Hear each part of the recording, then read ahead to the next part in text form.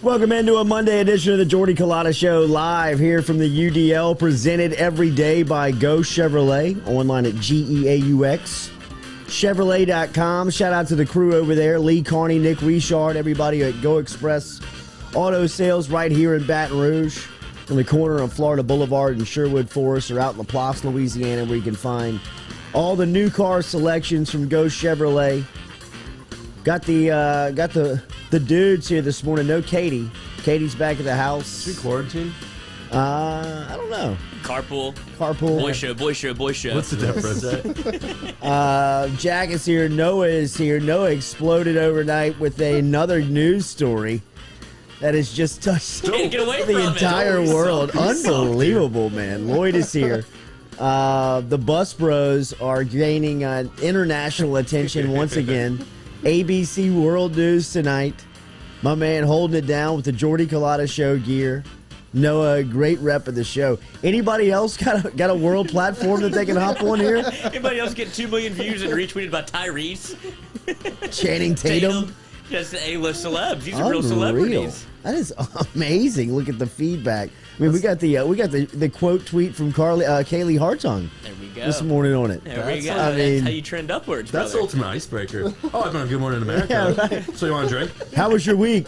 Started off on World News Tonight. I'm actually talking to Kaylee Hartung, so you're going to back off a little bit. Sorry, girls. Jimmy Burrow is going to be here at 8 a.m. We'll talk to Coach Burrow about what's going on here with the preseason, with Joe obviously not taking any preseason snaps, but looks like he's going to be ready for the opener coming up in September. We'll talk to Coach just about Cincinnati, Jamar Chase. We're also going to talk to Sonny Ship from Go 247. Yes, the OG of the recruiting world. We'll get his thoughts. Jimmy Burrow, I think the last time he was on here, they were going on family vacation. Yeah. And quote unquote from Joe Burrow, I'll be a game time decision. Yeah, absolutely. We'll see if Joe made the trip. I got no. I'm going to say yes because I might have a little... knee. Yeah. Well, it's good sand training, you know? Oh, you got some inside info here? I might be wrong, but I've got a good feeling he was there. Was it Rocky IV? Okay. Yeah, Sounds like a little inside info. Yeah. Kept his shirt on. We'll see. We'll also... Okay, so Sonny Ship and Jimmy Burrow here coming up here on this Monday edition. Lots to get to. NFL preseason underway. Got our first look at this quarterback class, which looks like it's pretty stout, man. I mean, everybody from Trevor Lawrence to Justin Fields, I thought it is tough to evaluate preseason football. Zach Wilson looked good. Trey Lance looked good. Uncorked one in San Francisco where he showed off the arm strength up there. Justin Fields probably won the weekend in Chicago for the way that he performed in preseason to game number one. I'm not crowning Pro Bowlers and Hall of Famers just yet. I'm just saying that the early return on the 2021 NFL quarterback draft class looks pretty good. I mean, there's 5 of them. All 5 of them look like they can play. Why did Fields fall in the draft? They said he just locked on to receivers. They do this every time when there's some sort of narrative that they overthink push. the room? Yeah, they overthought it. Like, I mean, he came in and he looked like he pretty much should be the starter week 1. I know he won't be because Chicago they're terrified of messing this up. So I think Matt Nagy will slow play it. But he came in and looked pretty much ready. I would say Mac Jones was probably the most impressive of the rookie crop of quarterbacks. Andy Dalton in Chicago, a 1-year, $10 million deal as he is inked as the starter on the depth chart. The Red Rocket. Yeah, but just a hole filler. Just a for little sure. time. Learn a little something. Yeah, right. After that Clemson game with Fields, I was like, okay, well, that's the clear-cut number 2 pick. Right. Yeah, I mean, and look, Lance went too, right? There was a lot of discussion on who was going to be 2. Wilson was 2, right? Yeah, Wilson was Zach Wilson, and he looked pretty good, man. Oh, yeah, he looked awesome. I mean, out of all 5 of those guys, I was like, well, first off, the one I know the least about would be Trey Lance, just because, I mean, you don't watch him play at North Dakota State. But, I mean, like the Zach Wilson story, last spring, he was in a quarterback battle. Like, he wasn't even the starter at BYU. And then he jumps onto the scene as a starter and has this electric arm. I mean his pro day, the throws he was making on pro day. And then watching him play against NFL players. I mean, he started the game. He's playing against Giants. The ones. I mean, he's playing against the ones. And watching him throw the ball just jumps. It zips out of his hand, almost like Mahomes type velocity. Yeah, that was actually, I mean, this is stupid, but we were like, you know, during the college football season, you may sprinkle on a couple of games, and me and my buddy, we were like, I don't know what's going on at BYU, but that Legit. quarterback is Right. worth betting on because he's not getting any respect like early in the season. And we hopped on and we would watch a couple of BYU games, and he's not Patrick Mahomes, but that's exactly what it looks like. Is he does all the different arm angles. He's like flirting around in the pocket, not really sure what he's going to do next, and then it's just fun to watch. He's an athlete. He's an athlete for us, especially how he's built. Like, I mean, he's he not looks the biggest cat. He looks more like a baseball player. Yeah, he does like a shortstop. Than he does like an NFL quarterback, but he moves like a point guard. I mean, like Quick feet. He's got it just he dances back there, and Right. then he just flicks his wrist, and the ball is gone. He's pretty impressive. I mean, that was the first time I really watched him play. I knew the arm strength, I knew the pro day stuff. I've seen the college highlights, but just kind of watching him play. That's what I love about the NFL Network. I mean, you keep it on in the background on weekends like this, you can catch just about every game, man. I mean, they're replaying. They need content, and these games take up 3 hours, 4 hours of content for them. But you're able to see all these guys play, and I thought Wilson was really impressive. Trevor Lawrence played well. I mean, I know that it wasn't, he had a fumble and he sacked, but I mean, They're still the Jaguars. to be expected. Right. To be expected. Then We'll there get was another rookie quarterback, Kellen Mond, Oh no. went 6 for 16 Ew. with Kellen 53 garbage yards. time Mond. gross. Who drafted He's him? the- Minnesota, huh? Vikings, Yeah. He might become their starter if they don't want to pay Cousins. He's Gross. not gross. That'll That set is you back 15 gross. years, dude. I watched enough mean- of Kellen Mond to know that that's not Right. the answer. Garbage time. Kellen Mond is what made me feel so good about LSU going up yeah. against Texas A&M. I mean, at least they got Kellen Mond. I mean, the LSU should have won last year. Yes. So we will get to the rookie quarterback class at some point. We'll talk about the New Orleans Saints and Ravens. It's tough to tell who won the quarterback battle there. We'll get into Jameis and Taysom as the Saints fall after 6 turnovers. If anything, feels like a wild first ride. preseason game is 6 turnovers, Did you man. see who was over there on the sidelines catching a couple wants to be there. passes? Patrick Queen. Mikey T. Oh yeah. I Yes, saw it. yeah. Yes. I got it in there. I got him as a hero of the weekend. No, Yes, spoiler alert. Yes. 6 turnovers, Ugh, man. gross. Coach, why is there a Callaway's a garbage stud. can? Callaway is a stud. Marquez Callaway's a player. Speaking of studs, you already said it, but Patrick Queen was flying Oh my around. goodness. I don't know who thought Oh they were my going to get. goodness. I mean, Taysom Hill tried to get out the pocket. It's like, what are you doing, dude? who was that? Devontae Freeman they Yeah. threw the screen Yeah. to? Just hunt you down. That's I who gotta everyone put that on the wanted. quarterback though. He's got to see that, right? I mean, like, Dude, you he's- float that ball. I mean, I thought Queen was going to pick it it. with the way that he moved on it. Does that draft pick eat you? Caesar Ruiz over. Got to.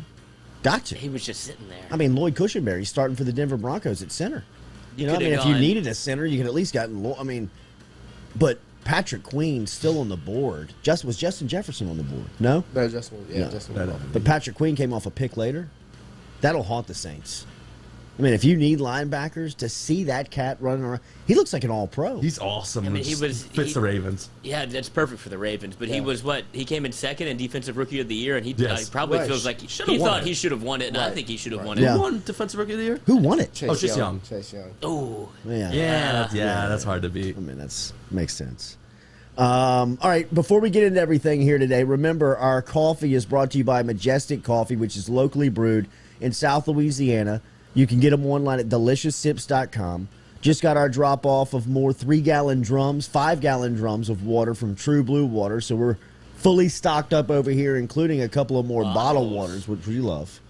I'm sure you Coldest to taxed him this Crawford. weekend, it I did. seems like. I did. Yes. True Blue Water. Remember online at trubluewater.com. trubluewater.com. And then, of course, the official spice of the Jordy Culotta Show is Papa Earl's, where you can find them locally at Calandro's, High Neighbor, and all throughout the area.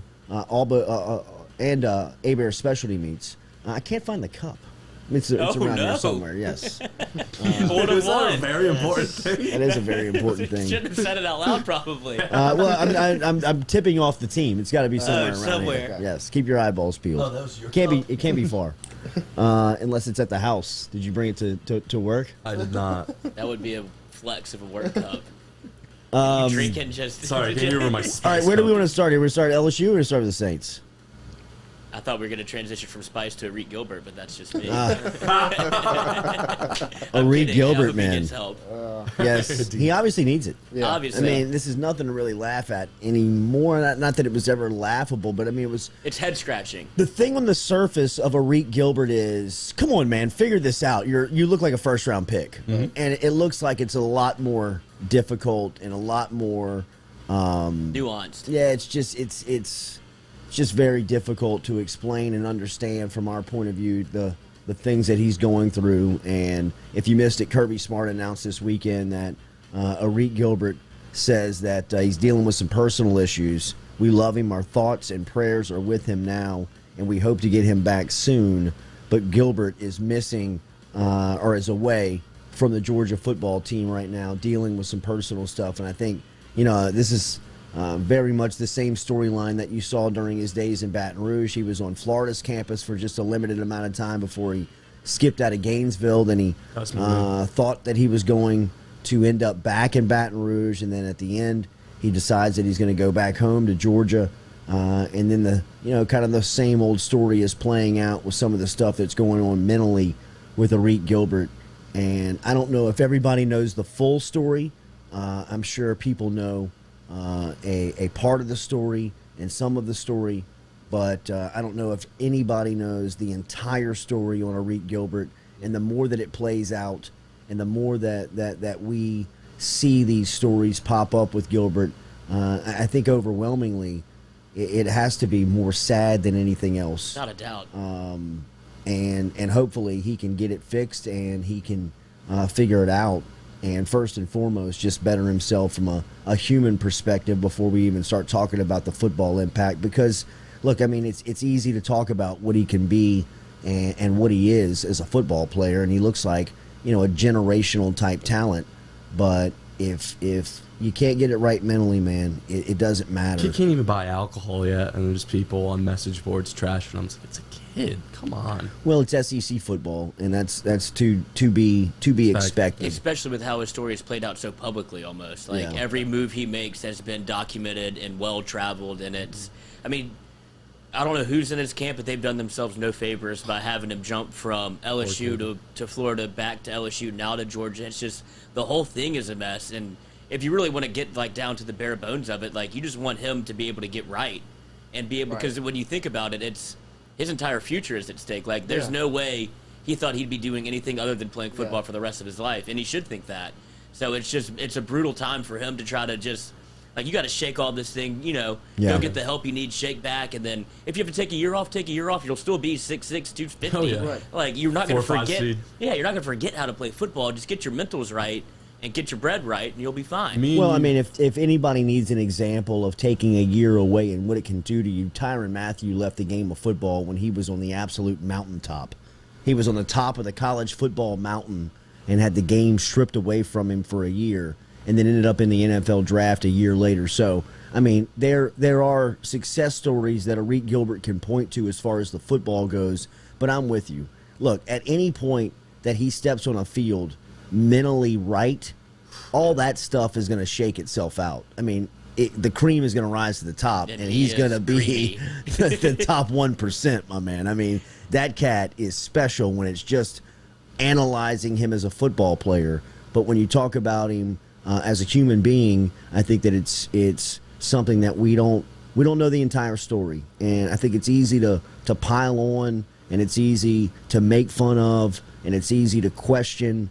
But there's obviously a lengthy and detailed story behind the scenes that not everybody knows the exact details to. And we've heard some things, and I'm sure out there you've heard other things, but I don't know if anybody's heard the entire thing. So for Erik Gilbert to be dealing with personal issues and away from the Georgia football team, good luck to him, the young man. I hope that he gets it right, really and truly, not for anything that happens on the football field, for just him as a human being, because I think once he does get right, he will experience great success as a football player. I was watching the Top 100 and saw Darren Waller's story, who is the tight end for the Las Vegas Raiders. Yeah. And, you talk about some down and out days, my man. Some days where it looked like it just wasn't going to add back up for him. and he's got Erik Gilbert type talent, or should I say Erik Gilbert has Darren Waller, Waller type talent, where he on an NFL football field stands out. You know, on a football field full of 22 world-renowned athletes, Waller stands out. Jeez, that's a statement.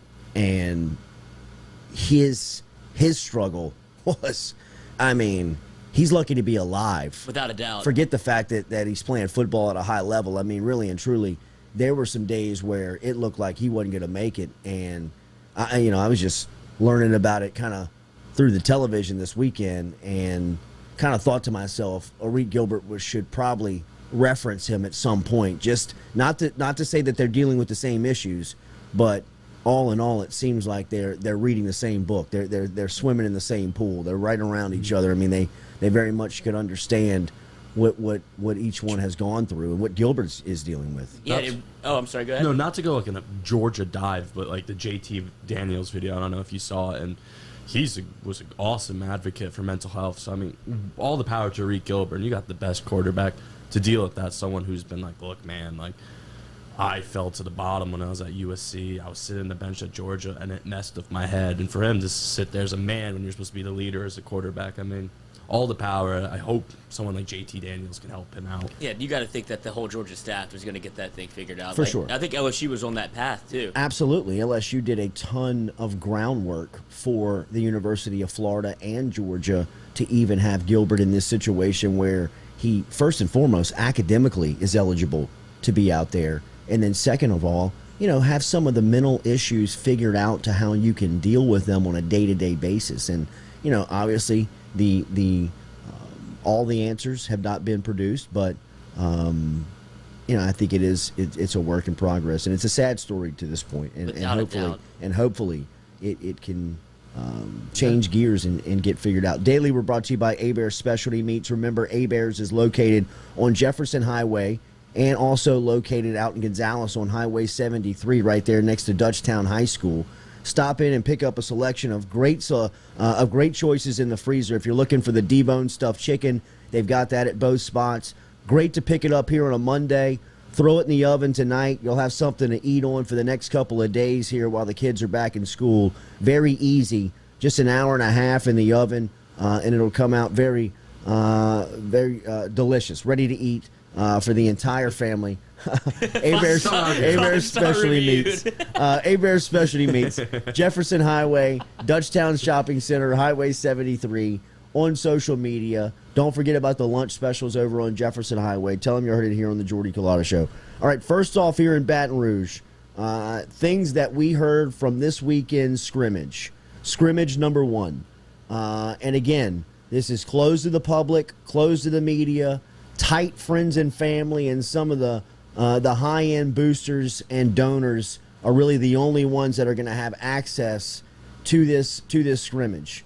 There are people that I have spoke to that saw the scrimmage, and I'm just giving you some secondhand information of what they saw, people that I trust, and things that they're telling me. Obviously, I'll take away some of the same things that Orgeron is telling the public, but as I've always said about these types of numbers, about that type of analysis, is be careful to what you grip on and to what you hold on to. They give you the numbers how they want to paint the picture, and they'll give you the stories that they want you to talk about. Now, we've also recognized that Ed Orgeron is one of the most transparent Division I head football coaches that has ever existed. He will give you the background information on playing time, injuries, depth charts, and playing, scrimmages type situations. So there is a lot of stock in what he says, but some of the more stuff that may not have been discussed in the press conference that affected the way that Saturday was played is what we want to jump into now. Obviously, we can start the conversations with the quarterbacks, and again, this is coming off of what Ed Orgeron told the press. Johnson was 11 of 19 for 127 yards and a touchdown, while Garrett Nussmeier was 11 of 17 for 225 and 3 scores. Those are really good numbers, right? I mean, for both guys. The touchdown ratios, obviously, Not a lot of interceptions, not a lot of turnovers. You don't see that. That obviously jumps off, and the completion percentage is pretty good at 11 of 17 and 11 of 19 for both guys respectively. Now, you start the conversation with this. Defensively, no Stingley, no Ricks, no Dwight McGlothern. So you're taking 3 of the top cornerbacks off of the scrimmage, off of the field on Saturday, and you're just dealing with a lot of, let's call it for what it is, third, fourth team guys that are out there that are defending. Right. Darren Evans, who transferred over from Nichols last year, who we saw the way that he struggled in the opening game versus Mississippi State, and then you were rarely to see him the rest of the season. But one thing that jumps off is, from an offensive standpoint, let's talk about the offense first, that in some of the things that we heard. Freshman running backs are going to play, both of them. Armani Goodwin and Corey Kiner are going to get reps on this team. I think everybody saw the Kiner stiff arm to Todd Harris, and then there's a video of him jumping over a would-be tackler on the sideline. Very good athlete. I think, one thing that you worry about when you recruit out of the SEC geography is when you go getting guy, especially a running back from the Midwest, can he come into the SEC and compete day in, day out with just the athleticism of the guys around him? It looks like Kiner is fitting right in. Armani Goodwin, in the same tone, is a guy that they're very impressed with. Goodwin is a guy that's strong enough to be, kind of a workhorse type running back, but he's also skilled enough where you can use him in the screen game and you can split him out wide. I think that there's some situations to use him the same way that 2019 you used Clyde Edwards-Helaire. We see that a lot at practice Yeah, and pass catching. He's very Clyde-like. And he is durable enough and skilled enough to do that part. So I expect the freshman running backs to play. Is that bad? I really do. I don't know, because Ty Davis-Price wasn't there, or he didn't dress. He was out. But you're still not hearing they're killing it. That stuff about John Emery. You're still not hearing, like, I wanted to, by this point in camp, to hear that John Emery is not giving this running back group the opportunity to get reps, or he's the guy that's shining every day, or he's the guy that looks like he had a great summer and is motivated to bust out here in his third season. And I'm not saying that it's not there. I'm just saying I hadn't heard it. I haven't gotten any return like that on Emery, and I know that there's expectation around him and in that facility for this to be the year, for this to be the time that it makes sense for Emery to take that next step. And it just doesn't seem to be being discussed here in fall camp. There's no way you see him as a 4-year player, is it? Like, it seems like even if he doesn't, maybe if he doesn't get the shine that we think he will, I think he leaves anyway just based off potential. Possibly, but I think that's what LSU is trying to prohibit these days, is losing players like that to potential, right? To going to the fourth, even third, third through the sixth, third through the seventh round, deciding to leave and not come back when you can come back and improve your draft stock. And it also does LSU, it serves them better in the locker room to have veteran and experienced guys there that are more mature, that can, really tutor some of these backs. I mean, think about next season. I mean, Trevante Citizen will be in that locker room. It looks like Le'Veon Moss is trending to be in that locker room. There's going to be a lot of young guys when you talk about Kiner, Goodwin, that are already there, that will need some sense of a veteran type of leader. And, Emery, hopefully, if he doesn't get it this year and he doesn't mature and accept that he's the guy this season, maybe another year will do him better. But before we talk about what the future looks like, I think the now, they have the same issue at wide receiver. They have the same issue at wide receiver. When you look at that group, it's going to be difficult to keep Brian Thomas and Malik Neighbors off of the field early on here, just because every day they seem to be making a play, and over the weekend in the scrimmage, they shined again. Brian Thomas was the second leading wide receiver on this team Saturday, according to the stats that were produced by LSU. But is that a good thing, or is it concerning that Jaray Jenkins, John Trey Kirkland, and Trey Palmer and Coy Moore are not being discussed? Guys that you would hope would step up and be that second pass catcher on this team here early on. You know, and look, man, this is the first scrimmage. You know, I mean, I know that the season is 3 weeks away, and you still got time on the practice field and things are still happening in preparation, but we're just evaluating the first scrimmage on secondhand information, right? I was not there. I'm not seeing, I'm not telling you what I saw. I'm telling you what I heard. And that second pass catcher, you're wondering where he's at this point in camp, and it's more curious is if it's going to be a freshman, if it's going to be Brian Thomas, if it's going to be Malik Neighbors, if it's going to be Jack Besh, could it be Deion Jones? Is that bad if it's a Chris Holton? I don't know. I don't know if it's I don't know if it's bad. That's what I'm saying. I don't know if it's a good or a bad thing. I wonder. You know, I mean, if you look up to Brian Thomas and say, "Hey, man, you're the second threat," 8 or 9 games into this season, if he's not like, whew, I wasn't prepared for this. I wasn't prepared to be this guy this early, but maybe he can be. I mean, think about we saw Jamar Chase struggle as a true freshman. We've seen Odell Beckham go through a roller coaster true freshman. I mean, a lot of talented guys have come in here and played a lot of snaps as a freshman, but asking them to be the second target week in, week out from week one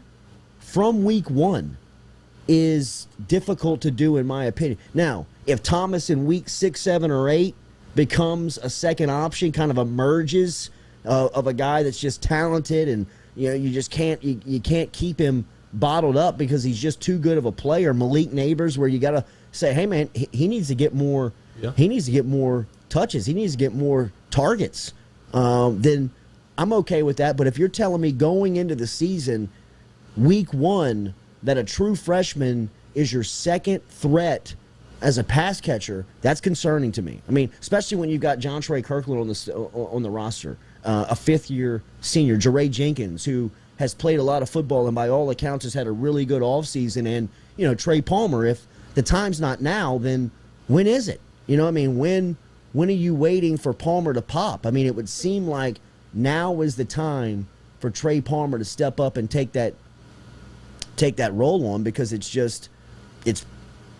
almost being handed to him. Right, but doesn't it seem, when you kind of look at the stats that they put out, that it seems like everybody on the second team really showed out? Like, the real story to me is that first team defense was an absolute monster to handle. Line. Because that D line, because when you look at Max Johnson's stats, 11 for 19 for 127 and a touchdown. That's getting the ball out as fast as you possibly can in short throws, and just like they're breathing down my neck. And when you have Nussmeier's 11 for 17 for 225 and 3 tutties, that's, you know, I had some more time here. He probably went against the second team defense, and he's working with the second team guys, so that's why you see the numbers pop for maybe the younger fellas. Yes, absolutely. And they're going against guys that are not as skilled and not as experienced, but when you do look out there, you wonder where the second target option threat guy is. And I know it's still early, but usually this type of stuff doesn't take long to find the pecking order,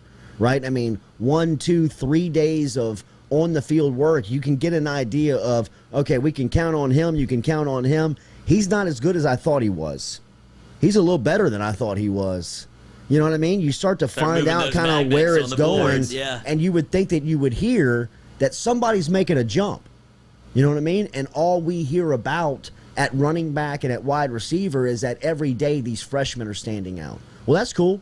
Kayshawn did it last That's fine. Well, take Kayshawn out the mix. Kayshawn may be the best player on the team. Mm-hmm. You know what I mean? Like, really. Well, Stingley. Well, yeah. But even if you look at Kayshawn's freshman year, I mean, when Jamar Chase opted out, he kind of got boosted into that number X role. I guess Butte would be the only guy that I've seen be, like, since day one, have the expectation to do it. But it still took him like 6 weeks. 6 weeks to get it actually rolling. Right.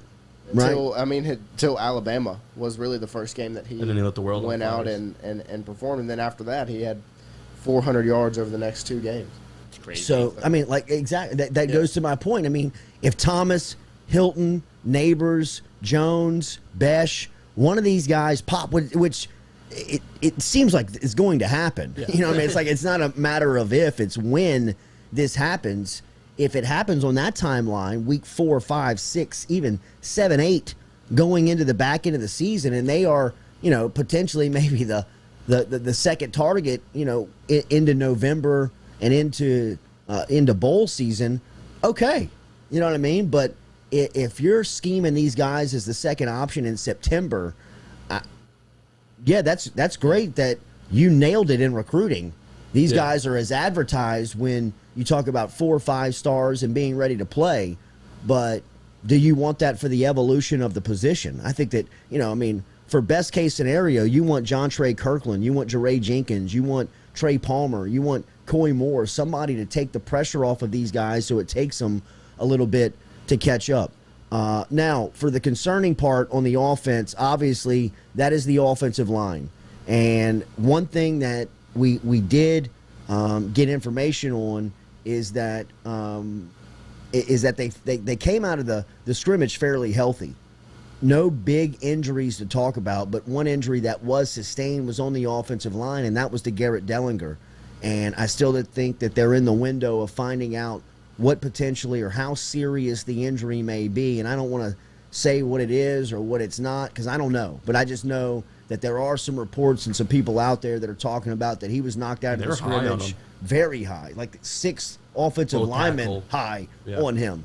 And if he's banged up and can't go and misses time or potentially misses a extended amount of time, this offensive line is in dire straight territory from just a able and capable body. Like, forget having high-end players or guys that you really, are looking to have a bust-out type season. I'm talking about people just to fill the spot, to be there on the depth chart. I mean, I was told now Xavier Hill is your backup tackle at both spots and potentially a backup guard. Chasen Hines was in a yellow jersey on Saturday. With him being out, that moved Anthony Bradford into the starting. So from left to right on Saturday, left to right on the offensive line, Cam Wire, your left tackle, Ed Ingram, your left guard, Liam Shanahan, your center, Anthony Bradford, your right guard, and Austin Deculus was your right tackle. That was the 5 starters on the offensive line on Saturday. Now, Chasen Hines, I hear he should be back. He's nothing serious, should be ready to go. You'd imagine if he's healthy, he'll be a part of that starting 5, which makes it look like Anthony Bradford is another guy from a versatile standpoint that can step in and play. Now, I think we've talked about this a lot leading up to this point, that the defensive line is going to be one of the strengths of the LSU squad. Through the first scrimmage, they abused the offensive line. Oh. Like, they abused suplexing guys. The offensive line. I mean, I hear Ali Gay, B.J. Ojulari, and Andre Anthony at times were unblockable. Unblockable. Specifically Gay on Wire. And Cam Wire is another one that, now's the time. Now's the time where he has to take that next step. Also, Ali Gay could be a top 10 pick potentially.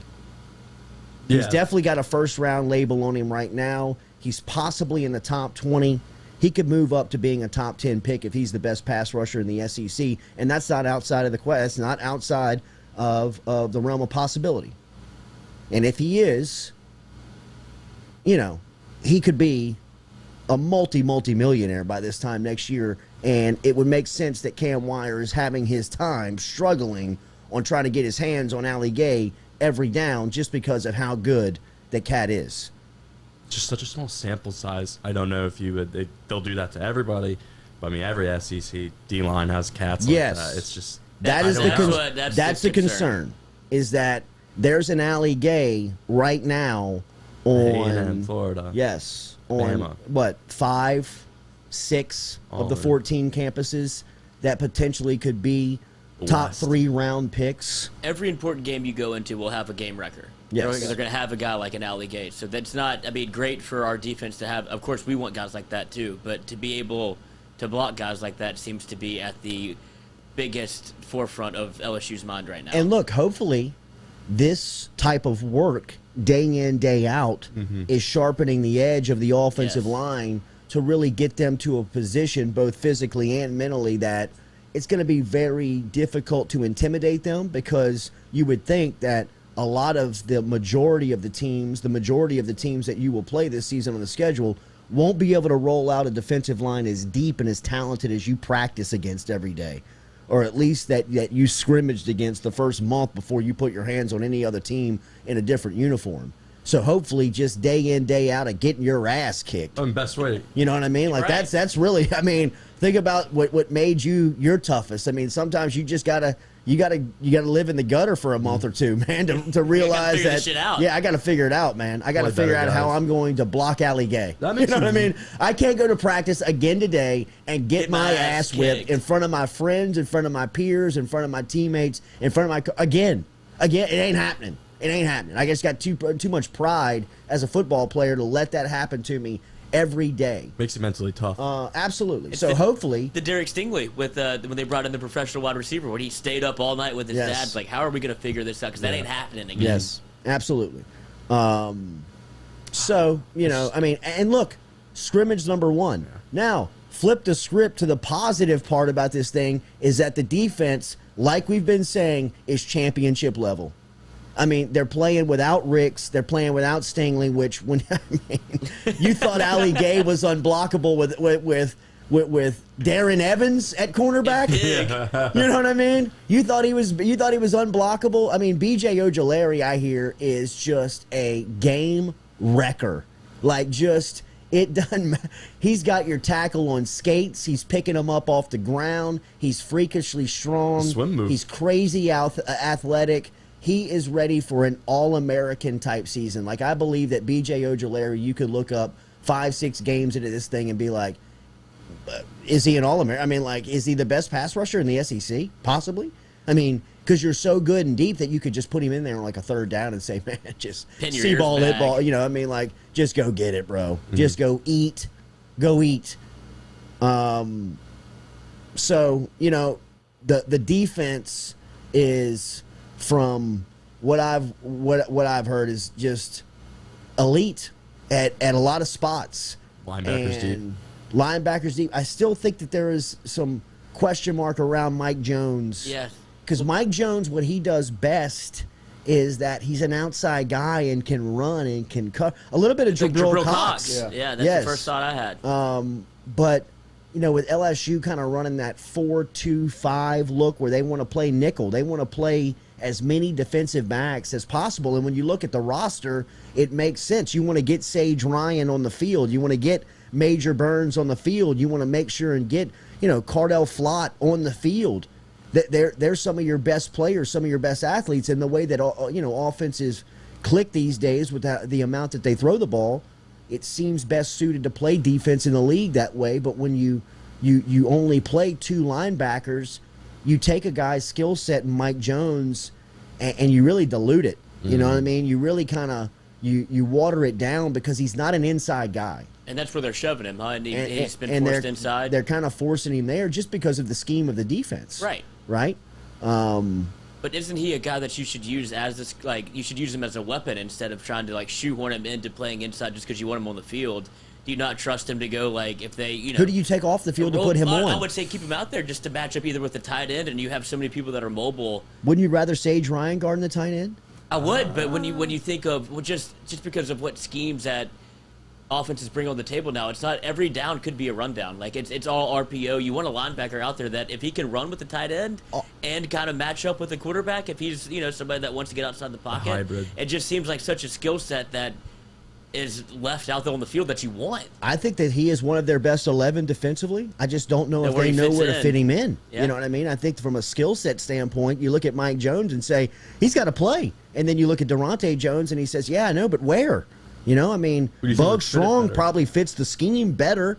You know what I mean? Just He's a a thumper. true middle guy that he will knock your head off if you run the ball in the middle of the field, and if you cross on him, you know, but if you put him in space, he's exposed. Right. So, you know, I mean, I think that there is a little bit of a dilemma there. There's a little bit of what do you do? What do you want to be? Who do you want to be? And I think that they really want to be as defensive back heavy as they can be, because that is the, you know, potentially it's the strength of the team. Exactly. And when you look at it, does it not seem like there's going to be a lot of almost shifts, like almost like hockey shifts, where you're running four people out, four people in, and like we're going to be scheming, like, and that's where Nick Saban almost got in trouble because of the hurry up offense, and he would get caught with people in the field he didn't want on the field. But it seems like with this LSU team, it doesn't really matter who's out there; they can all play a role that you won't get exposed really, unless you have a Bug Strong caught in the middle whenever they go 5 wide. Like that seems like the only possibility where if you keep Mike Jones out there, he can run with any of these cats. Like, you won't be exposed, but it feels like it's going to be a line change of bringing in people. I mean, look at the D-line. Just different personnel all the time. And it's going to be, I mean, it's got to be hell to try to scheme for if you're an offensive guy. Also, heads up, man. I know that we're in this offensive revolution in college football and really in football in general, where the look, the feel of the game is changing. But I glanced around at SEC Media Days. I went down the roster sheet of people that were going to be representing schools. There is not good quarterback play in the SEC. When you tell me that JT Daniels is the first team preseason quarterback going into the league, going into the season, I mean, I'm not saying that it's going to be 2010, 2011 around this league, but I think that there is going to be a little bit of a shift of more back to a run-style offense. Not I formation, banging it in, but I think that there will be more of a there's going to be more of an attempt to run the football. Yeah, I mean, I mean, personnel is going to dictate really how much you can play like that. And when Mac Jones and Joe Burrow are the, you know, they're the orchestrators of offense. Even Kyle Trask. Yeah, I mean, we don't need to throw it, fellas. Yeah, you know what I mean. We got first rounders. Yeah, you got the first pick. You got a first rounder. You got a guy that mentally can handle just about whatever you throw at him. And I'm not saying that these guys can't, but their skill set needs to get up to that level where you trust a guy to get there. And when you think you're good with Armani Goodwin and Corey Kiner and John Emery and Ty Davis Price, and you feel like I can trust those guys, well, put it in their gut. I mean, and see if you can't get into situations that. And hey, look. I think in Tuscaloosa, they're doing the same thing.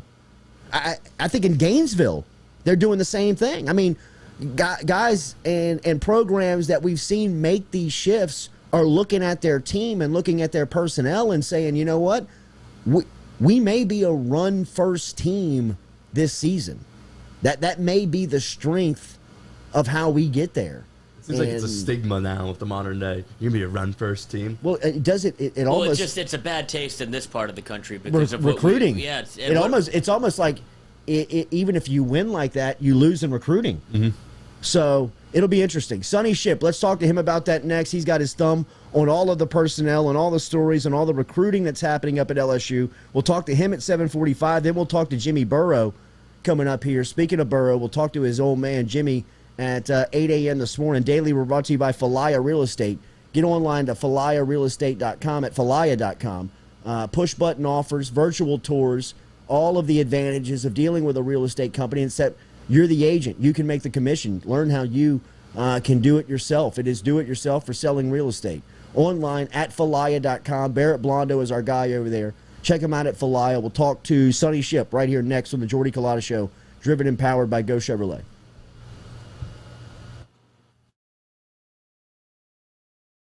Gearing up for spring and summer down here in South Louisiana, and you want to keep your lawn maintained during these sunny seasons, get in touch with our friend Blake Hebert over at Hebert's Lawn Maintenance, where he says, you grow it, I mow it. 225-485-8022. 225-485-8022 is where you can find Hebert's Lawn and Maintenance, the official lawn and maintenance company of the undisclosed location. Papa Earl's, the fine spice, originating right down here in South Louisiana by our guy Mark Pop Norman. Developed it back in 2018 and won Amazon's Newcomer of the Year in 2019. They pride themselves in having 30% less salt and sodium than the leading brands at the same price point. You can find them locally. Look for Papa Earl's at Rouse's, Calandro's, Mathern's, High Neighbor, and more. True Blue Water, true hydration at its finest. Right now, you're only a few minutes away from getting your 5-gallon water delivered to you, just like we are over here at the UDL. All you got to do is log on to truebluewater.com. That's TRU, bluewater.com. The website's fantastic over at truebluewater.com. You can get your service and find out how quick it is. You can schedule a delivery, even hop on the billing system right there at truebluewater.com. TRU, bluewater.com.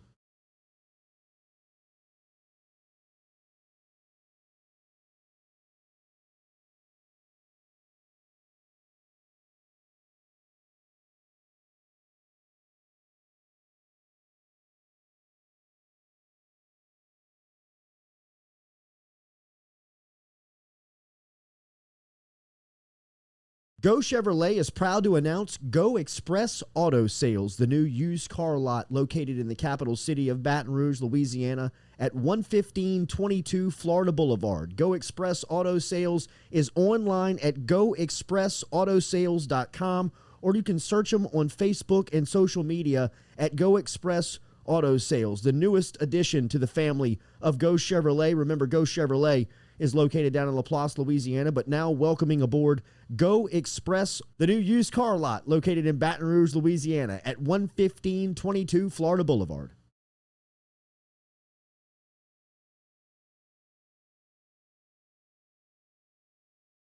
Go Flow IV and Spa, 7970 Jefferson Highway is where you can find them, or you can simply go online to goflowiv.com. Go Flow IV Spa is a medical spa that specializes in IV hydration with vitamin infusion.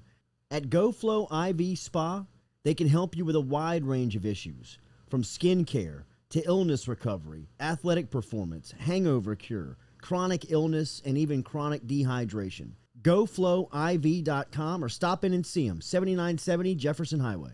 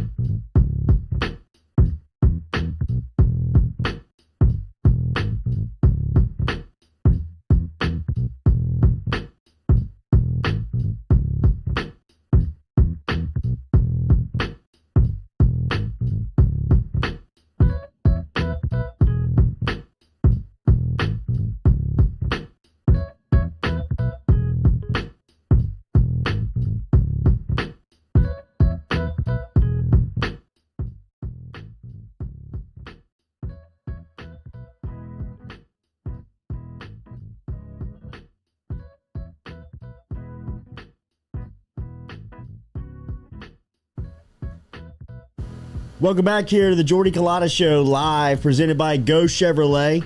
Sonny Ship coming up here from Go 247. Remember, make sure and pick up your subscription going into the season to keep up with the latest on recruiting, latest on LSU, latest on scrimmages. Get all the information over there from Sonny, Shay, Billy, and the crew at Go 247. We are linking up here with Sonny here this morning. Sonny, good morning. How are you, buddy? Good, Jordy. What's happening, dude? What's going on, man? We were talking a little bit last segment, Sonny, about possibly not 2010, no Les Miles, no run game like that, but the offensive identity of some of these offensives that we've come to recognize over the last couple of seasons in college football as high flying and putting up points and wide receivers everywhere. If there's not a small shift back to a run primary offense first, how do you feel about that when you think of some of the personnel in the SEC going into the season? Yeah, I agree with you, and I think when you also look at the quarterbacks, you know, you last year you had experienced quarterbacks kind of that was one of the themes with the league. And then you look around at this year, and especially with the guys that LSU plays, you don't really have a whole lot of experience. Texas A&M is going to be breaking in a new quarterback. Alabama's breaking in a new quarterback. I mean, with LSU, Max Johnson only started the last 2 games last year.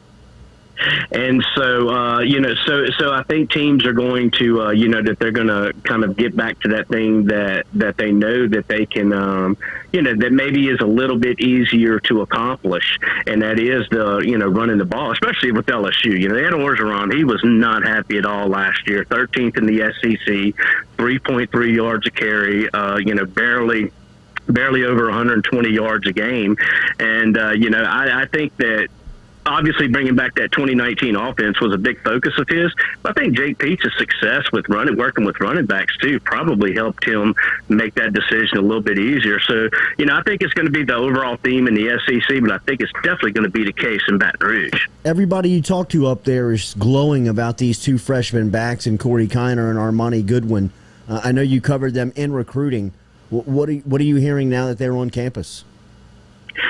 Well, I think now we see why Trey Bradford transferred. Of course, with Chris Curry, people kind of forget, but he was also in last year's running back room.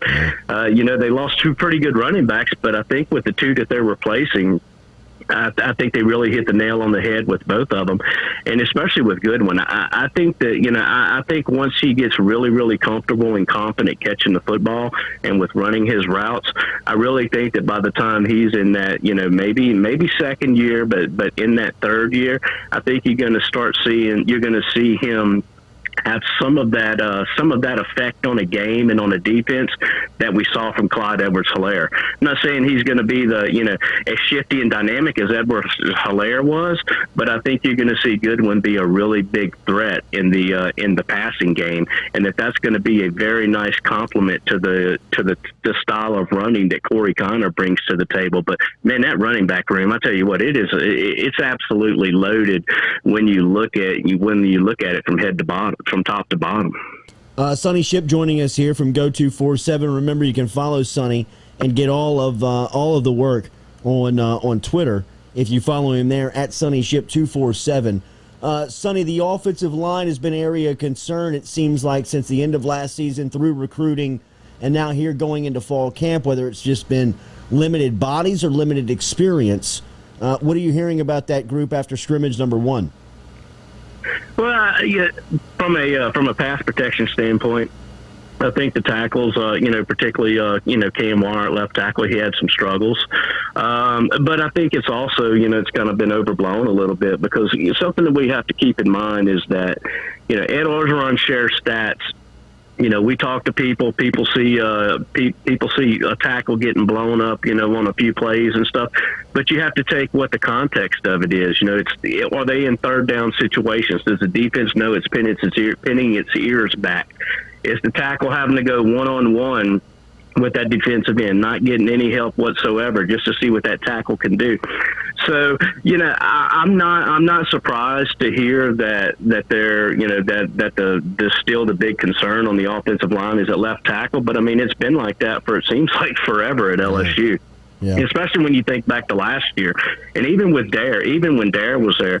Look, Dare, even when Sadiq Charles had to face his suspension in 2019, Dare also had some issues that he was having to deal with too, that kind of kept him from being able to just get thrust into the lineup and on the field in some situations. And of course, we saw it last year.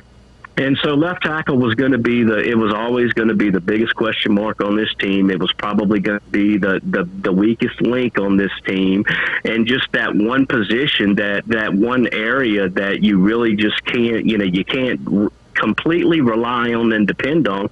And so I don't think anything has changed. Now I think the key is that, you've got to find out who that second tackle is, and that's something that I don't think that they have been able to do. I know they tried Anthony Bradford there, they've tried Garrett Dellinger there, they've tried Xavier Hill there, and right now over camp, that's going to be just as important as getting Cam Wire up to the level that he needs to be at, is finding who that number 2 tackle is going to be. Yes, it is concerning to see also on that offensive line that nobody has really jumped out here early on in camp. No name has made a move. It seems like Dellinger was that guy, but from some reports he was banged up on Saturday, so it'll be interesting to see what happens there up front. Outside the storyline going into camp, Sonny, was who's going to be the second threat on this team behind Kayshon Boutte, who I'm expecting to have just a phenomenal season. When you think of second threat on this team, what's the first name or what's some of the first names that pop to mind for you? Well, the first name that I want to jump to mind is Jontre Kirkland. That's right. You know, to see him build off of that spring game. But the biggest buzz that I've heard, you know, and that has really come out of camp so far has been the play of two true freshmen, Brian Thomas and Malik Neighbors. You know, those two guys have really, have really stepped up, have started to kind of make a move and make a climb up the depth chart. And, you really wanted to hear early on that Jeray Jenkins, Jontre Kirkland, those two guys were just kind of ready to build off of last year when they got so much playing time and for them to take their game up to another level. But I think right now going into it, I think they're still searching for that number 2 and that number 3 receiver as far as putting, etching someone in stone. How good is the defensive line? Man, I tell you what, you always hate to jump the gun and say, oh man, these dudes are just going to be so bad, just so awesome. They're just loaded. But when you look at the defensive line and how much depth it is, man, it takes you back several years to be able to recall where LSU has had that much quality depth.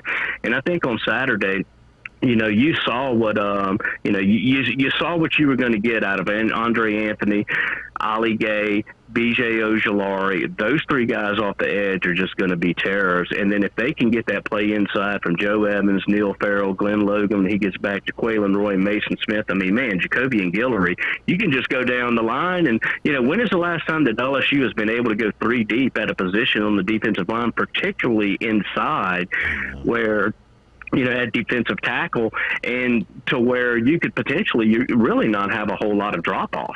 If Jaquelin Roy steps his game up like he did at the end of last season, we've already heard everything that we've heard about Mason Smith.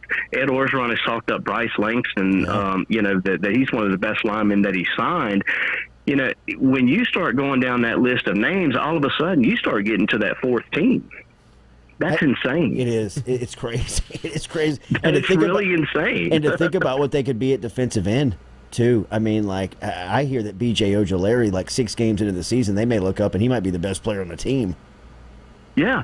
And I mean, it's just, when you go through that and when you try to digest all that depth and you start looking at, okay, how do they split up the snaps? Where are guys going to play? How are they going to fit in? I mean, there's just so many options that they have to work with on that defensive line. And look, if there's one area that played well at times last year on that defense, I mean, it was the defensive line. Yeah. Andre Anthony, the light kind of came on for him. Ali Gay led the team, tied for the team lead in pass breakups last year, just knocking them down at the line of scrimmage. You get that play inside to complement those guys on the edge, and it's going to allow what I guess you could consider a quote-unquote young linebacker room in terms of the production that they've been able to put on the field and stuff, and really being able to live up to the standards that they have. But when you start thinking about that, and then on that back end too, and how much easier it's going to make life for the secondary, I mean, it really, I think the one thing that you pull from this scrimmage right here is that you didn't have a lot of concern about the offense coming with so many guys coming back, but you just wondered if Durante Jones was going to be able to do that 180 with the defense, take it from night to day. And, early on, it looks like, from talking to people, and I know you talk to people too, that that the defense is really looking good, really looking aggressive, just fast, and that they're, that they seem to be on the same page. I hear the same thing. I hear championship level defense. The only but I get on defense is that Mike Jones is a hell of a football player. They just don't know where to put him. Do you hear that too? Yeah. Hear that too. And some of that, I think some of that is also, we saw that in Jabril Cox last year. Jabril Cox came in, and he had that athleticism, and when he was in the right place at the right time, he made plays. But there were quite a few times where he wasn't where he needed to be, and I think a lot of that had to do with it. North Dakota State, they put him on the edge, they dropped him back into coverage, but he didn't have to do a whole lot of reading where the ball was going, getting off blocks on the second level. And I hear that Mike Jones Jr., that those are some of the things that he's struggling with right now. That when he does know where he's supposed to be, that if he is where he is supposed to be, he makes plays. But the issue right now is just getting him familiar with playing down in the box as opposed to just freelancing and using that athleticism. Right. Once everything clicks, I think you're going to really see. You could potentially see an All-American type linebacker, in Mike Jones. The key for me is going to be, with all the talk already of him being a potential first or second round draft pick if he would choose to leave after this season, the key is going to be, could be convincing him to stay to where he has a chance to really just own all those skills. Yeah. Sonny Ship from Go 247. Incredible information that you get from the guys over there. Sonny's got a great article on this week's scrimmage if you are a subscriber. That you've got access to. If you are not, make sure you get your subscription heading into football season. Last one, I'll get you out of here on this one. Ricks and Stingley did not play this weekend. Whether it's historical reference or just on potential alone, this is the best two LSU's had going into the season, right? And just what they could be. Yeah, I think so. You go back to when Patrick Peterson and Ja Eugene were here. You had both of those guys were ranked, either the number 1 or number 2 cornerback in their class. Of course, Ja had some struggles and didn't really live up to that ranking when he was there. But I think you're going to see it with Ricks and Stingley. I mean, this is just if they both stay healthy this year, then it's which side do you go at? Do you go at Stingley? Do you go at Ricks? Do you test slot in the nickel? DBU wasn't anywhere to be found on that field last year. I have a feeling that they're going to be looking to make a statement this year and say that, hey, we're back. Sonny, have a great week, man. Thank you for starting it off with us here on the Jordy Culotta Show. We'll touch base soon. You too, brother. Have a good week, man. You got it. There is Sonny Ship checking in this morning from Go 247. One of the best there as far as just information. Knows the guys, the OG of recruiting. If Sonny Ship was on you back in the day, bro, you were on something. it. You were at the right spot. Appreciate him for stopping by here this morning. Make sure and get your subscription over at Go 247, and make sure that you stop in and see our friends over at Jaux Spiller. They are our dentist daily here on the Jordy Culotta Show. Let them be yours. They've got 2 locations, whether you're out in Gonzales on Prepara Avenue or you're here in Baton Rouge on Perkins Road. They've got locations here in South Louisiana ready to serve you. Jaux Spillers is online. They do it all. Pediatric dentistry, general dentistry. You need a teeth cleaning this week, stop in and get one. You can schedule that appointment online. Or you can get all the contact information there at johnsonspillers.com. But they also offer Botox, too, as well. So if you need a little help there, man, let Jaux Spillers help you out. They are great friends of the show. They are our dentist. Stop in and see them, johnsonspillers.com. We will reset. We'll talk to Jimmy Burrow. What you got? What's your timeline on this tooth? Are you going to be game day ready? Are you? No. Oh, do you carry this? You got a pre-existing condition going into the season? Yeah, it looks like I might have a red shirt year here. Oh no. Yeah, I might be out for a minute, man. I might be down for extended time. When's the second surgery? September, and then from September, it's still a 3-month process after Rehab. that. Yeah, rehab. It's been a hell of a go, boys. Yeah, but it knows It's been a rehab hell of better a than go. Jimmy Burrow. That's right. But we'll be back better than ever. A year Are you from going to now. be able to talk? Yeah. Okay. Absolutely. It's your moneymaker there. Absolutely. I do sense somewhat of a lisp somewhere in this. And new well, teeth yeah, because construction. I mean that's how you do it. You have to you put the tongue on top of the Yes. teeth. Oof.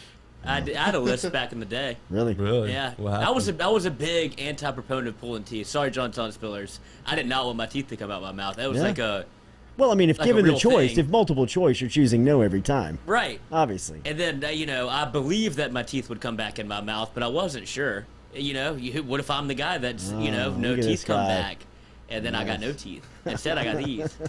Perfect. We'll be back with Jimmy Burrow. Veneers. Oh, speaking of.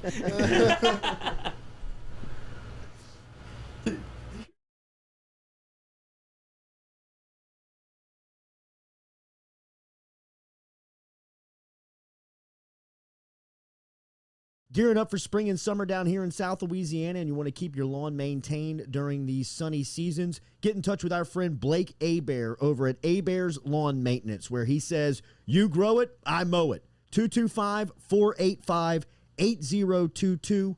225-485-8022 is where you can find Abear's Lawn and Maintenance, the official lawn and maintenance company of the undisclosed location.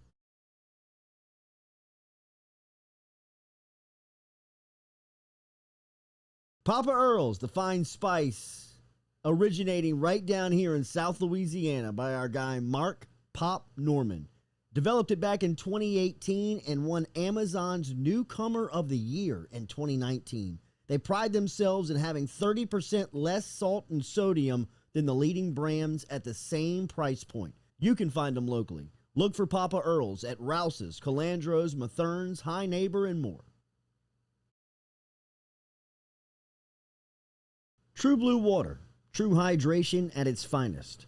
Right now, you're only a few minutes away from getting your 5-gallon water delivered to you, just like we are over here at the UDL.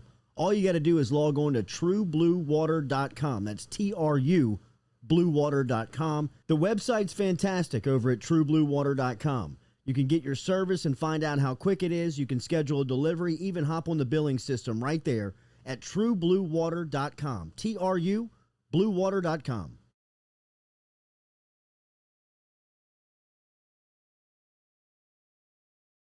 Geaux Chevrolet is proud to announce Go Express Auto Sales, the new used car lot located in the capital city of Baton Rouge, Louisiana, at 11522 Florida Boulevard. Go Express Auto Sales is online at goexpressautosales.com, or you can search them on Facebook and social media at Go Express Auto Sales, the newest addition to the family of Geaux Chevrolet. Remember, Geaux Chevrolet is located down in LaPlace, Louisiana, but now welcoming aboard Go Express, the new used car lot located in Baton Rouge, Louisiana at 11522 Florida Boulevard.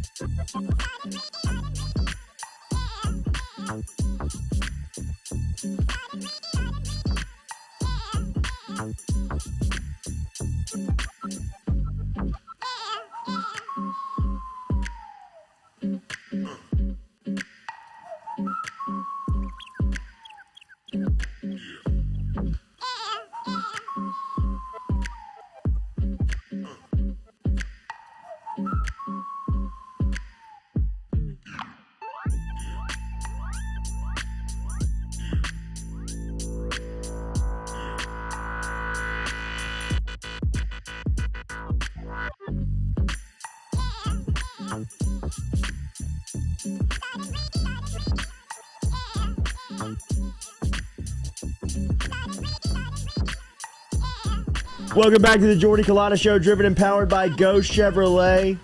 Always love our conversations with the next guest, our coach, Coach Jimmy Burrow, as he is a football connoisseur as we were talking in the break, his lifestyle these days, just driving around and watching football practice, whether it's at the high school, the college, and maybe even at the NFL level, as his son Joe Burrow prepares for year 2. We will talk to the coach on Joe and where he is here in preseason, heading in to another regular season. But first, more importantly, last time we talked, it was up in the air on whether the Golden Boy was going to make the family vacation. Did he end up on the Florida Panhandle a couple of weeks ago? How did that go? He did. All right. Look at him. Okay. Yeah, Look at that. We were excited, and he tried to keep a low profile between our house and the beach. That's not always easy, but we enjoyed having him around. Every one in our family, there was about 28 of us or so, were there. The only one, my nephew plays baseball for Virginia, That's right. and he was in the Northwoods League up there in Wisconsin and didn't get to come. But the first time we'd all basically been together for a few years, so it was fun. Oh, what a bad one to No miss. hurricane either. We missed it, so that was good. Beautiful. Anybody? That's LSU country down there, Coach. How many people did recognize number 9? Well, more than Joe would have liked, I guess, walking around. But he's always respectful of the fans, and but yeah, you're right. We were in the watercolor area between Destin and Panama City, and Wow. there's certainly a lot of SEC fans and LSU fans for sure. It's fun to be down there. What's that timeline like? Did y'all get there like on a Monday and he shows up on like a Wednesday and he just kind of saunters in like, oh, Joe's here? Or is it? No, we usually, if you've been down there, the rentals are usually Saturday to Saturday. So we got there Saturday, and so did Joe. He was there the whole week, and Wow. and he worked out at the South Walton Beach High School. He had his strength coach was there for the week, and so it was great. It was fun to be able to watch him train and throw every day. My son Jamie Yeah. and Dan caught a few balls, and they figured out they're not 21 or 22 anymore, and but it was fun. I got great videos of Big Jamie running some routes and catching the ball, so it was all good. That is It was beautiful. great. That is great, man. How is he? Because I caught a piece on the NFL Network the other day where they were interviewing him and Jamar, and the guy said the guy asked a question. He says, defense was getting the best of you guys early on in camp, and Joe cuts him off in the middle of the question and says, yeah, but that's changed over the last couple of days. Obviously, you hadn't talked to anybody. Well, and the guy keeps talking and asking the question, and Joe's got that look on his face like, yeah, but bro, I mean, the offense is in demand now. I've answered your Well, question. but that's Joe. His competitive spirit is always close to the surface, and he didn't play Saturday night. He was in Tampa, but if we were a regular season game, he would play, Yeah. and he's got a few more weeks to get to 100%, but he doesn't miss any practices. He doesn't miss reps, and in his mind, he's looking forward to that first game and being able to roll out with the first group, first series.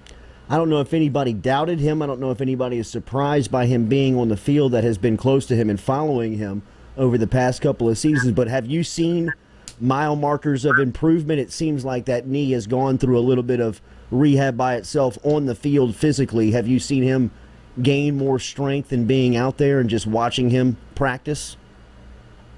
Yeah, I'm just following his timeline like everybody with press conferences of Zach Taylor and even Joe periodically, and then being there 2 weekends ago, I watched 2 practices, and really other than the knee brace that he wears and will continue to wear, the movement was good, and I know Joe feels more comfortable now. They've done a really good job of doing things to try to distract him and create bodies around him while while he's throwing without actually having bodies around, throwing balls, bags, things like that around him. And I think that's all helps. And then just be successful with Jamar and those other receivers. That took some time too. And the more confidence they all get together, I think that even certainly helps that timeline get to where they need to be.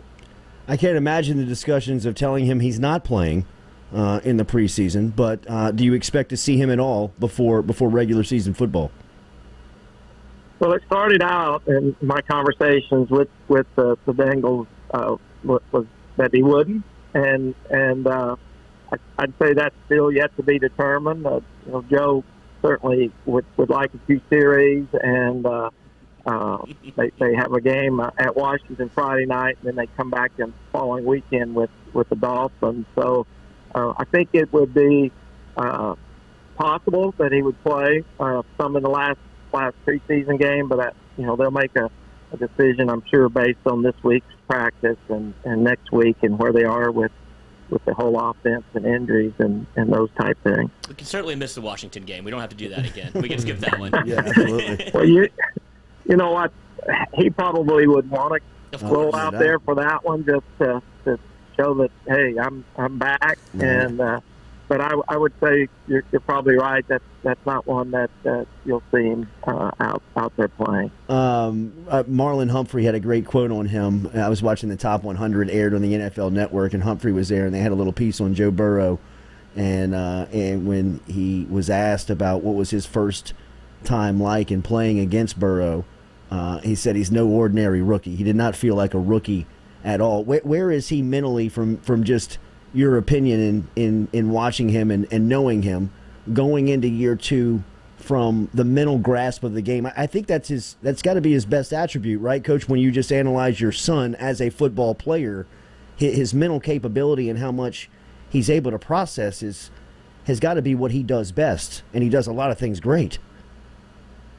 Yeah, you hear about it all the way back to even before high school, and certainly high school and college, and he's always been able to process. And I think in the off season he did a lot of film work, and because he's always looking at not his strengths, his weaknesses, and there were a few times during the course of his rookie season that I can remember specifically the Colts late in the game threw a coverage at him that in his mind he should have recognized, but he hadn't seen it before, and he threw an interception. So I don't think as he gets into this year, some of those things that last year might have been new to him, he'll feel more comfortable, and hopefully any of those mistakes that he made against those coverages last year, he won't make that same mistake again. But he takes a lot of pride in being able to figure out what the defense is doing pre-snap, and just like at LSU, they give him a lot of freedom beforehand to make that determination and get in and out of play.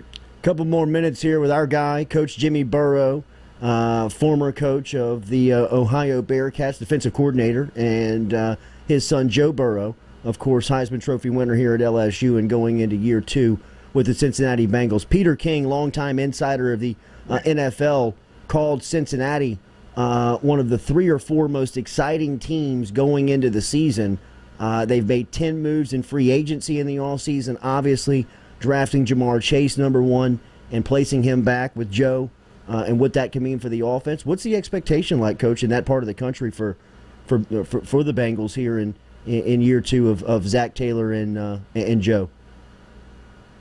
I think everybody is looking for just a ton of improvement. Eventually getting to the point where they can compete every Sunday, and I think they're on track with their personnel. There is a lot of turnover, and last year I think we would have seen even more wins, but just the injuries that hit not only Joe but the whole team was just devastating. And if you can stay healthy with the group they got, both sides of the ball, there should be a great deal of improvement. And as I said, just the ability to compete every Sunday. And not every NFL team gets to that point, but I think the Bengals are very confident that if they made the right personnel changes to get to the point where they can match up much better than they did last year. Did you feel the social media storm that Olivia Dunn and Joe Burrow created by taking a picture in Malibu together? I mean, did you feel the tidal wave? Well, it was a good picture, and I think maybe they're represented by some of the same people marketing wise, and the way it worked out. They were both at this function together, and I had a lot of people sending me that particular picture and asking me what was going on, but it was just a good picture, and anytime you can get LSU people together, especially the ones that everybody likes so much, and it's going to create a little firestorm, which it did. You navigated that one very well, Coach. That was a very good answer there. Job well done. This is recorded, right? Yes, sir. Yes, sir. Last one.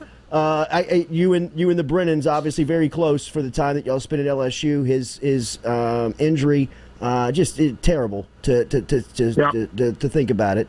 But just from your point of view, a little bit of the expectation. Jake Pete's offensive staff, George Munoz, back down here working on the offensive side of the ball for what you expect for LSU, I guess, offensively going into the year.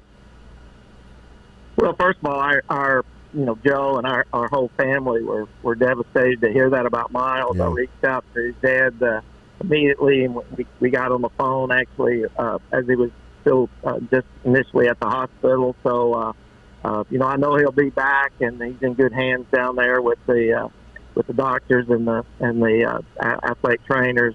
They're awesome down there.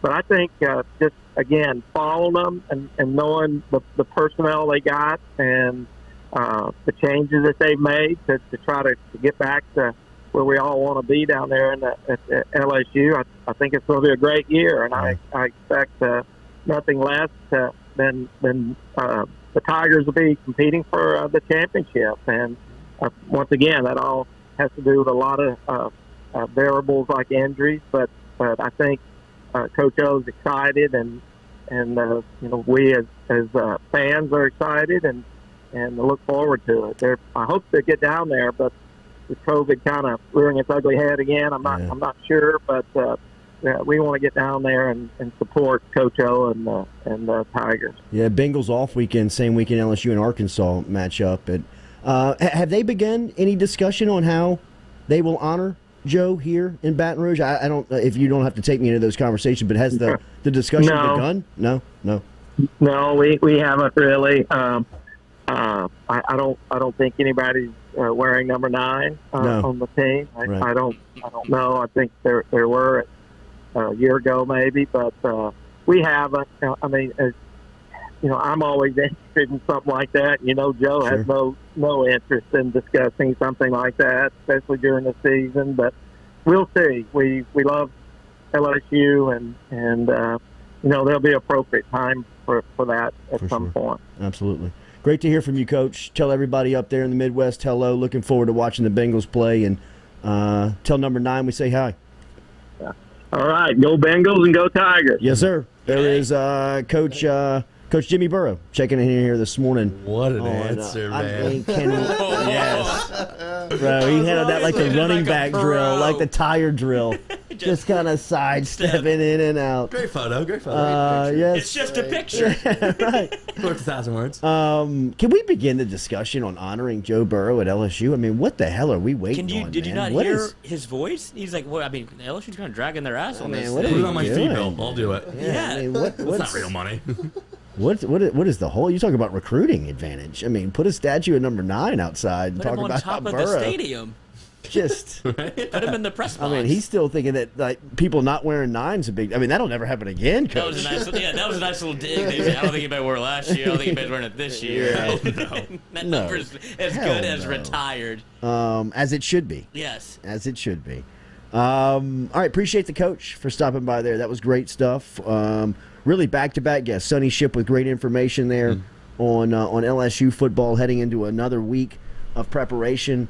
And then, of course, Coach Jimmy Burrow talking a bit about the latest on the Cincinnati Bengals, which they have some expectation around the Bengals. I think so, man. too. They're fun to watch. I mean, that They're going to be fun to core. watch. They're going to be fun to watch. You know what's funny? I brought up the Washington game, but that's 100% probably what he had circled on the calendar. Is like when no to doubt. come back. Like, Joe, you he's can't not come trying to out. skip No that doubt. game. He's trying to be like, y'all thought y'all took me out. I'm here. Burrow, No doubt. 9, Oh, I know. starting Yeah, now. you know he's today. going to lead him out the tunnel Yes, 100%. in a preseason He's game. in that. He's in Taylor's ear right now today to try to play on Friday or Saturday, whenever the game is, because that's just the kind of guy he is. And he wants Chase Young to hit him and get up in his face. Well, mask, and that then- was his big thing. He's like, I gotta get hit. Like y'all are coddling me. Like I'm good. I need to know that I'm good. Yeah. By taking a hit, then everything will be back to 100%. He hadn't been hit yet, and when you see Burrow play, that's his thing.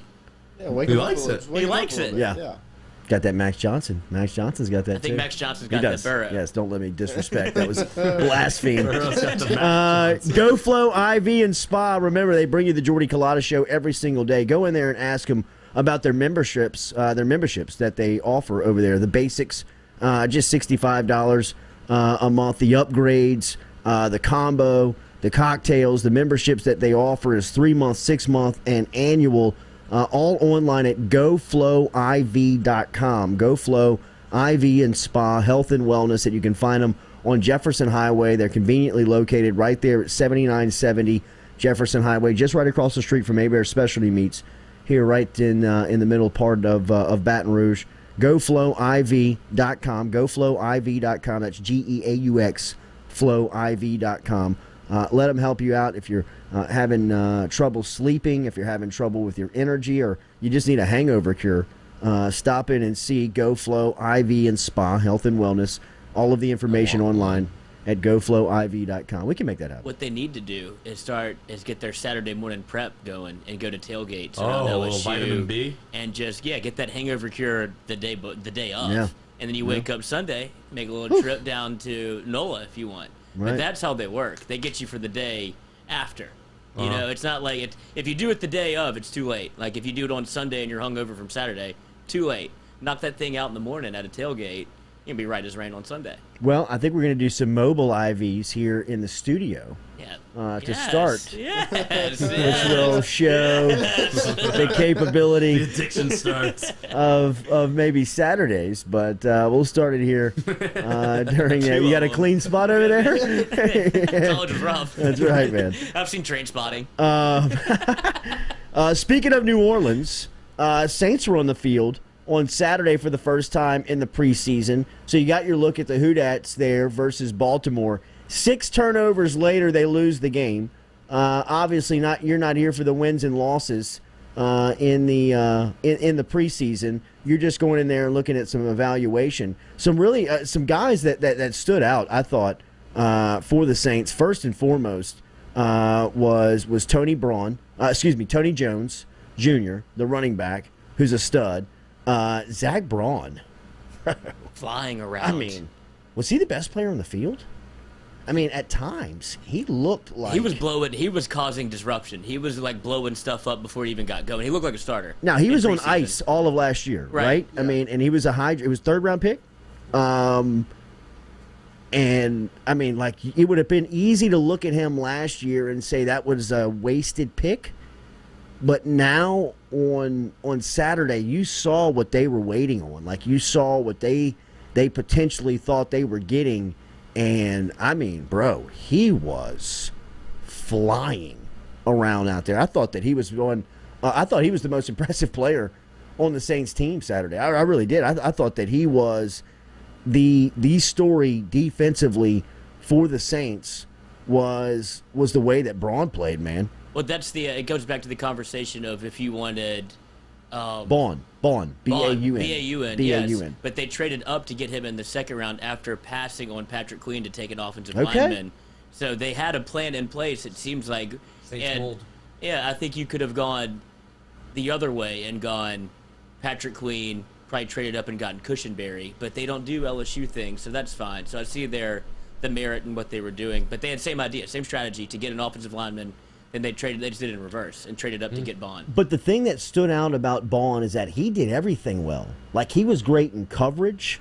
He was great in stopping the run. He was great in rushing the passer. I mean, like, it seemed like whatever they asked him to do, he really excelled at it. Ring the bell. To get that guy, man, is something the Saints have been looking for. I mean, somebody to play alongside Demario Davis. And you got Quan out there flying around. Yeah, Quan's back. Well, linebacker so core's not bad. the But Saints it defense. makes me think about the pick to get what was his name, Pete Warner. Pete Warner. Like the second and third round this year. Right. Like when we could have went cornerback earlier. Or Definitely corner. Wide receiver. Or, They are thin at corner, man. I mean, What are you gonna do? I don't know. Sean is all in. My brother's all in on them tanking and just be like, could you imagine Stingley in New Orleans? Like, I was like, Sean, they have to be terrible. Stingley and Aaron Rodgers next year? That would be. I mean, would you sacrifice? Yes, here's the poll 100%. question. Yeah. For Rodgers Here's the to poll stay. question. Do you sacrifice going 2-15 for Stingley and Aaron Rodgers? I think that's 100% vote yes, right? Yes. Well, the only downfall is you get a hard knock season. That's fine. and that's Stingley fine. in the building. I mean, I'd like to sauntering see. in. I'd like to see Rodgers and Peyton screw with the NFL so bad. If you sent the Hard Knocks, those are two guys that could care less about fines. Drone camera. Like, they find me whatever you want, whatever you want. I mean, Gail Benson's still probably cutting the check for Sean. Yeah, it checks blank, brother. You know what I mean? Like, go ahead, fine us, because let me tell you something. You're not getting in my team meetings. You know what I mean? Like, Aaron Rodgers is probably look at him and be like, you're not getting any stories out of me. You know, like, you're not following me for a day. You know, you're not. Unless it's a trash Green Bay. Possibly. But, I mean, it the might Saints. be the worst I don't Hard know. Knocks of all It time could if be. they do the Saints. It could be, because they're not going to give him any access. No, It's and not they, gonna give they him have access. to. I think there's like stipulations to where you have to be able. Well, did you see what Houston tried to do last week? Houston, because in training camp, media members are allotted open access to practice every day. Every day that you practice in training camp, the media has some form of open access into it. Mm-hmm. Now, when the regular season gets here, you can close the media out and you can just run press conferences. Well, the Houston Texans, because of the coverage on Deshaun Watson last week, stepped out and said that they are ending training camp 2 weeks early and going into regular season mode. And that means Wow. for all the press conferences, the NFL came in and said, no, you can't do that because they're contractually, you're contractually bound to be in training camp for so much amount of time that they have this access. But Houston tried to, now it looks even worse for them because they're trying to close the media out by changing the rules. And now it's just become more media that has shown up with the access. They can't do anything, right? Well, No, I mean, they this all has to stem from like Deshaun Watson, right? Well, that's what it is. It's Yeah, okay. because they had him walking onto the field, and the cameras were set up for him walking by. He goes, "I do the same shit every day. Why Yeah. are you filming it?" And it's Right. like, Deshaun, you are in the news, my brother. Like, Buddy. You're first page news. And you will be until you speak, and Right. that doesn't want to. You don't want that to be the first thing you say, right? Not at all. What are you guys doing here? Jeez. Yeah, not about football, brother. But as far as the Saints go, outside of Zach Bond standing out, which I thought Bond was incredible on Saturday, just by the way that he played, stopping the run, rushing the passer, playing in coverage, everything he did was seemingly right. Obviously, the 6 turnovers stand out. When you look at the quarterbacks, when you look at Jameis versus Taysom, I really think it was a draw. I really didn't see think like anybody. if you're trying to leave the game saying that one is better than the other, like they both had really high points and they both had low points. I mean, they both made really good throws and they both made bad throws. They both turned the ball over in bad ways, and The turnovers were Are- just Bro. abysmal. you forget just And- an right? accurate quarterback. What an accurate quarterback. How Comfortable and awesome that is. is it difficult to such a find anymore? luxury. Yeah, is it luck? I mean, it's just I mean, the top. I would say like, yeah, if you're because accurate, because you're Breeze a top 5 quarterback. because in the country. Breeze has been probably the most accurate for 10 years. Yes. Right. For a decade, he's been the most accurate Sports quarterback science, in the dude. league. Yeah, right. And I guess we started to take it for granted. Yeah, for 100%. I mean, started we to take were it for bitching granted. about one throw in the NFC Championship game, but I mean, when you look at that throw that Taysom had when he's rolling out right, and he's wide open if he just throws it to the other shoulder, and he throws it almost interception. Well, the interception was terrible. And it was just like, this is you have a 50-50 chance of turning the ball over at this point is what it felt like. I don't know if he thought his receiver was going to continue to keep running because the receiver was sitting and he threw it as if he was leading him. Yes. Right? Like I was hoping that would have been the explanation because he missed him so bad. I mean, he missed him. He missed him by 5 feet. It looks like sometimes that thing comes out of his hand. He doesn't know where it's going. No.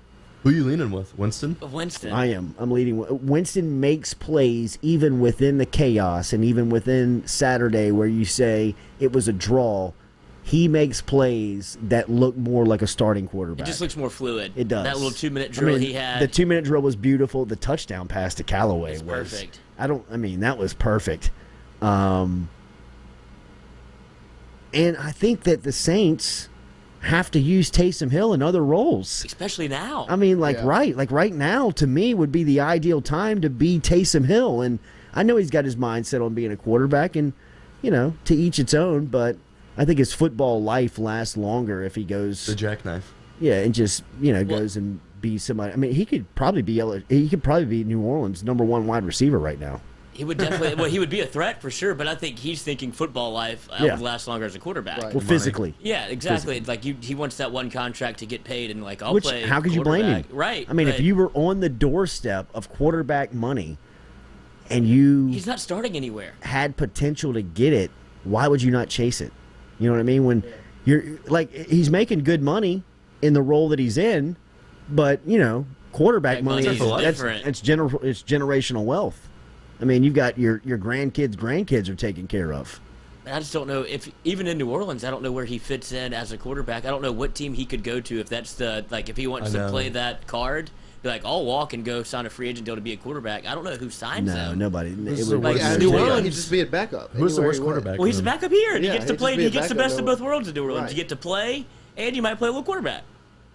I just don't know where he could go. He doesn't really have a card to play in terms of look, I'm a quarterback. Right. Bro, you set the table for Tim Tebow to come back. You're the reason that Tebow thinks he can play again is because of your role that you've carved out in the NFL. There's no other way to slice it. You're not a quarterback. Tebow's going to make the team. Without a doubt. You see that chip block, dude? Dude, right on the hip. Did you put cornered him? I know someone put crazy money that Tim Tebow will score a touchdown. Oh, well, if he makes the team, he's going to play. What is his over/under touchdowns? I did want to put something that crazy. In. I think it's 3.5. Oh man, I would take. He's gonna score 5 touchdowns. 5? Wow. Did he have a catch? No, he had a target. He had one target. He didn't get. Yeah. Yeah, he's getting it was preseason. The greatest chip block ever. Get the job done. I'll see if I can pull it up. Dude. Look at him. He's just rolling around. With the Saints, was it freak? I mean, they did run into the preseason buzzsaw. He did his job. He set the edge. What do you want from him? That's a quarterback block. He'll get there. The Mark Sanchez And that was block. the biggest Tim Tebow hater of all time when he was at Florida.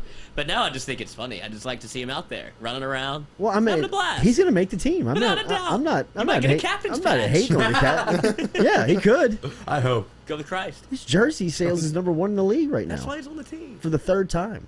Yeah, right. I mean, he's from 3 Jacksonville. teams. New York, Denver, and now Jacksonville. 3 times he's had the number 1 jersey sales in the league. Love him. It's unbelievable. Wow. Go to Christ. It's cold. Give him the Christ It's the patch. cult. The Tebow cult. I mean, I think. Are you? I Kind of guess. sounds like you are.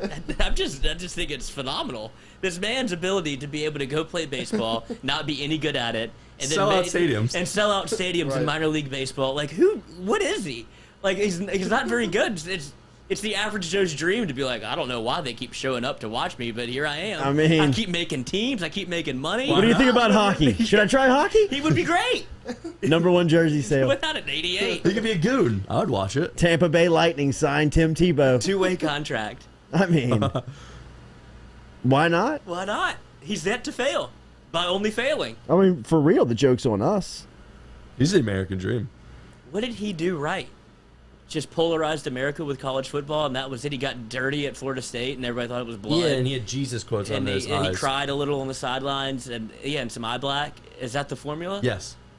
2008, baby. Golly, why has he been so? I mean, other people have played the Jesus. Have pushed their faith. I don't know what it was about him that made him so captivating. It had to be his college. It shows you the strength of college football, I think, and just the fan base and what that brand can do for somebody like Tim Tebow. I mean, you can make him an everlasting image and name that means something to a part of the world or a demographic that will always support him. I mean, it's probably the Florida Panhandle into Gainesville that is just number one jersey sale after number one jersey sale. Oh, look in their closet. Florida. The Mets. Denver. Mets. New York. New York. I mean, Mets. You should try politics. Jacksonville. I mean, could the stars have aligned any better for Urban Meyer to come to Jacksonville and then Tim Tebow be like, they love me there, sign me? And he's like, they live right next to each other. They live in the same neighborhood. I even wonder if it was They're playing a catch. I even wonder if it was a part of Urban Meyer's pitch to Khan. Make you some money. Hey, man, what's your deal? Are they threatening to move you to Europe? Are they threatening to take your franchise and move you to England? Like, it seems like they're trying to put them in London. Right. I mean, every time they play a London game, Jacksonville is the card. They were there twice last year, Right? or 2 years ago. They were there 3 times, I think. Like, do you want me to make you viable in the NFL? First off, I'm coming. You're getting Urban, baby. You know what I mean? Everything that comes with me. You know what I mean? And with Urban, I can bring you the golden child. I can bring him home to Jacksonville, right here in your backyard, shoot jersey sales through the roof. Now, we're going to have to bite the bullet the first couple of years and put him on the team, right? We're going to have to eat up a roster spot, but you can put him on billboards, you can put him on buses, you can sell tickets and sell merchandise, Radio and spots. go ahead and just anchor down here in the States, first and foremost, right? Jacksonville would riot. Hey, Urban, you're hired. You're in. You're hired, baby. What a pitch. How's there You're more, hired. And we've got the number one pick. How's there more Tebow jerseys than Trevor Lawrence? That's so ridiculous. Dude, he's a god in that part of the That's country. what I'm saying. For him to work, like, for that to work out just the way it did, and Tebow be like, "Oh, I'll go to Jacksonville." And now when you say like, "You're not moving that team," Jacksonville, Right. those fans will storm. They'll riot. They'll go to the front office. Absolutely. And be like, "We're not going. They'll go to Roger Goodell's house. Well, all Exactly. 12,000. We're not going anywhere with Tebow. He's ours." What a play! It is. Urban. It is Urban. Galaxy brain, Urban. That is a big head on. That is a big. Look at Urban with the big brain. Look at Urban with the big ring. I'll dress Travis Etienne, makes Trevor Lawrence comfortable. We might suck. Could. But everybody's happy. Right, we got Tebow. Got Tebow. You know what I mean? Y'all get rid of me, you lose 85. Yeah, and y'all are going to You England. know what I mean? Yeah, right. Give me that 10-year deal. How you like fish tacos? Fish and chips. Is it fish chips? Fish and Yeah, chips. go watch Wakumbe play. What come forever? Wickham. Wickham. Urban. Urban. I mean, he's gonna make the team. He's gonna catch. I hope he catches a touchdown. What's the over-under? I'm about to look it up. I got enamored with the chip block. Sorry. I think ESPN would break. Oh, is God. anybody happier than ESPN? Who's on the Jacksonville beat? Get him. His guy. I mean, his brand. His Twitter following is gonna be like the Bus Boys. It's gonna blow up. I mean, it's gonna buzz. It's gonna blow up. I mean, like say, like it's Ben gonna be Baby, like. you probably woke up and was like, oh shit. Noah went to Why didn't bed we get last Tebow? night. He had 2,000 followers. Woke up, he had 35,000 this morning. That's what he did 2 years ago. Yeah, I mean- He's a real celebrity. Hero of the weekend when we come back here on the Jordy Culotta Show. Daily brought to you by RMB Builders. Remember, RMB 2.5. dash Sorry. 2.5. 2.5? Over. Slamming it. Pound the over. Pound it. How much He did might you have buy the him? over. He might have the over by 8 games in. Week 2. I mean, They're going to hand him a little toss, a little reverse. little shovel pass. No, without a doubt. Jump pass, baby. They're getting him in jump pass. Jump pass. They're getting him in the end zone. How many does he throw? You know, the first one he throws, and it's a quarterback controversy in Jacksonville. Should Tebow take Trevor Trevor Lawrence. Lawrence's job? Yes. Trevor or Tebow? Stand them right next to each other. And which one do you think should play quarterback? Who's number 15? Is Gardner Minshew number 15? He could be 15 now with the rule change. He doesn't But have. Minshew's wearing 15. Oh, I mean, come on, what are we doing here? Gardner. have to send Gardner, down. I'll give you half. Like the jersey Right. sales are going Yes, to be that's right. absurd. 83 or R&B 85? Builder, sorry. RMB Builders, rmb-builders.com, rmb-builders.com. Get in touch with Rhett Bourgeois and his crew. If you need a total overhaul, if you need some reconstruction, remodel, if you just need some handiwork, get in touch with Rhett, rmb-builders.com. It's where you can find them. They're on social media, RMB Builders, Rhett Bourgeois and his crew. When we come back, Heroes of the Weekend. And then we'll get out of here. The Jordy Culotta Show, driven and powered by Geaux Chevrolet.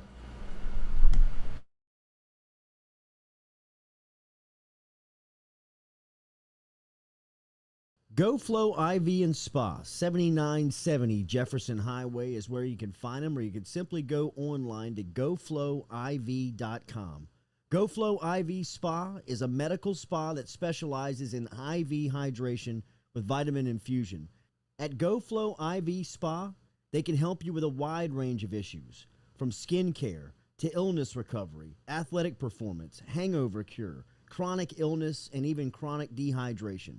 GoFlowIV.com or stop in and see them, 7970 Jefferson Highway.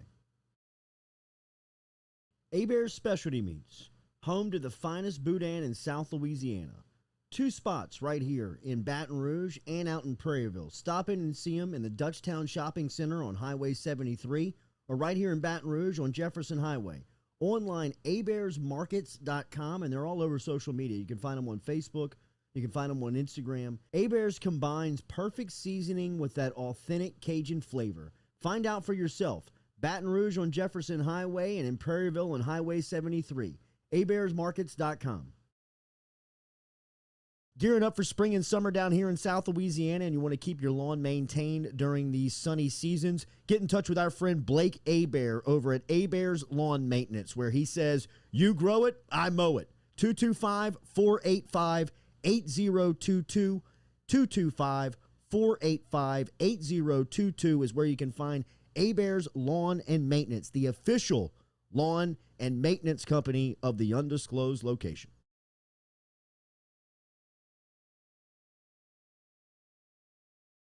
Papa Earl's, the fine spice, originating right down here in South Louisiana by our guy Mark Pop Norman. Developed it back in 2018 and won Amazon's Newcomer of the Year in 2019. They pride themselves in having 30% less salt and sodium than the leading brands at the same price point. You can find them locally. Look for Papa Earl's at Rouse's, Calandro's, Mathern's, High Neighbor, and more. True Blue Water, true hydration at its finest. Right now, you're only a few minutes away from getting your 5-gallon water delivered to you, just like we are over here at the UDL. All you got to do is log on to truebluewater.com. That's TRU, bluewater.com. The website's fantastic over at truebluewater.com. You can get your service and find out how quick it is. You can schedule a delivery, even hop on the billing system right there at truebluewater.com. TRU, bluewater.com.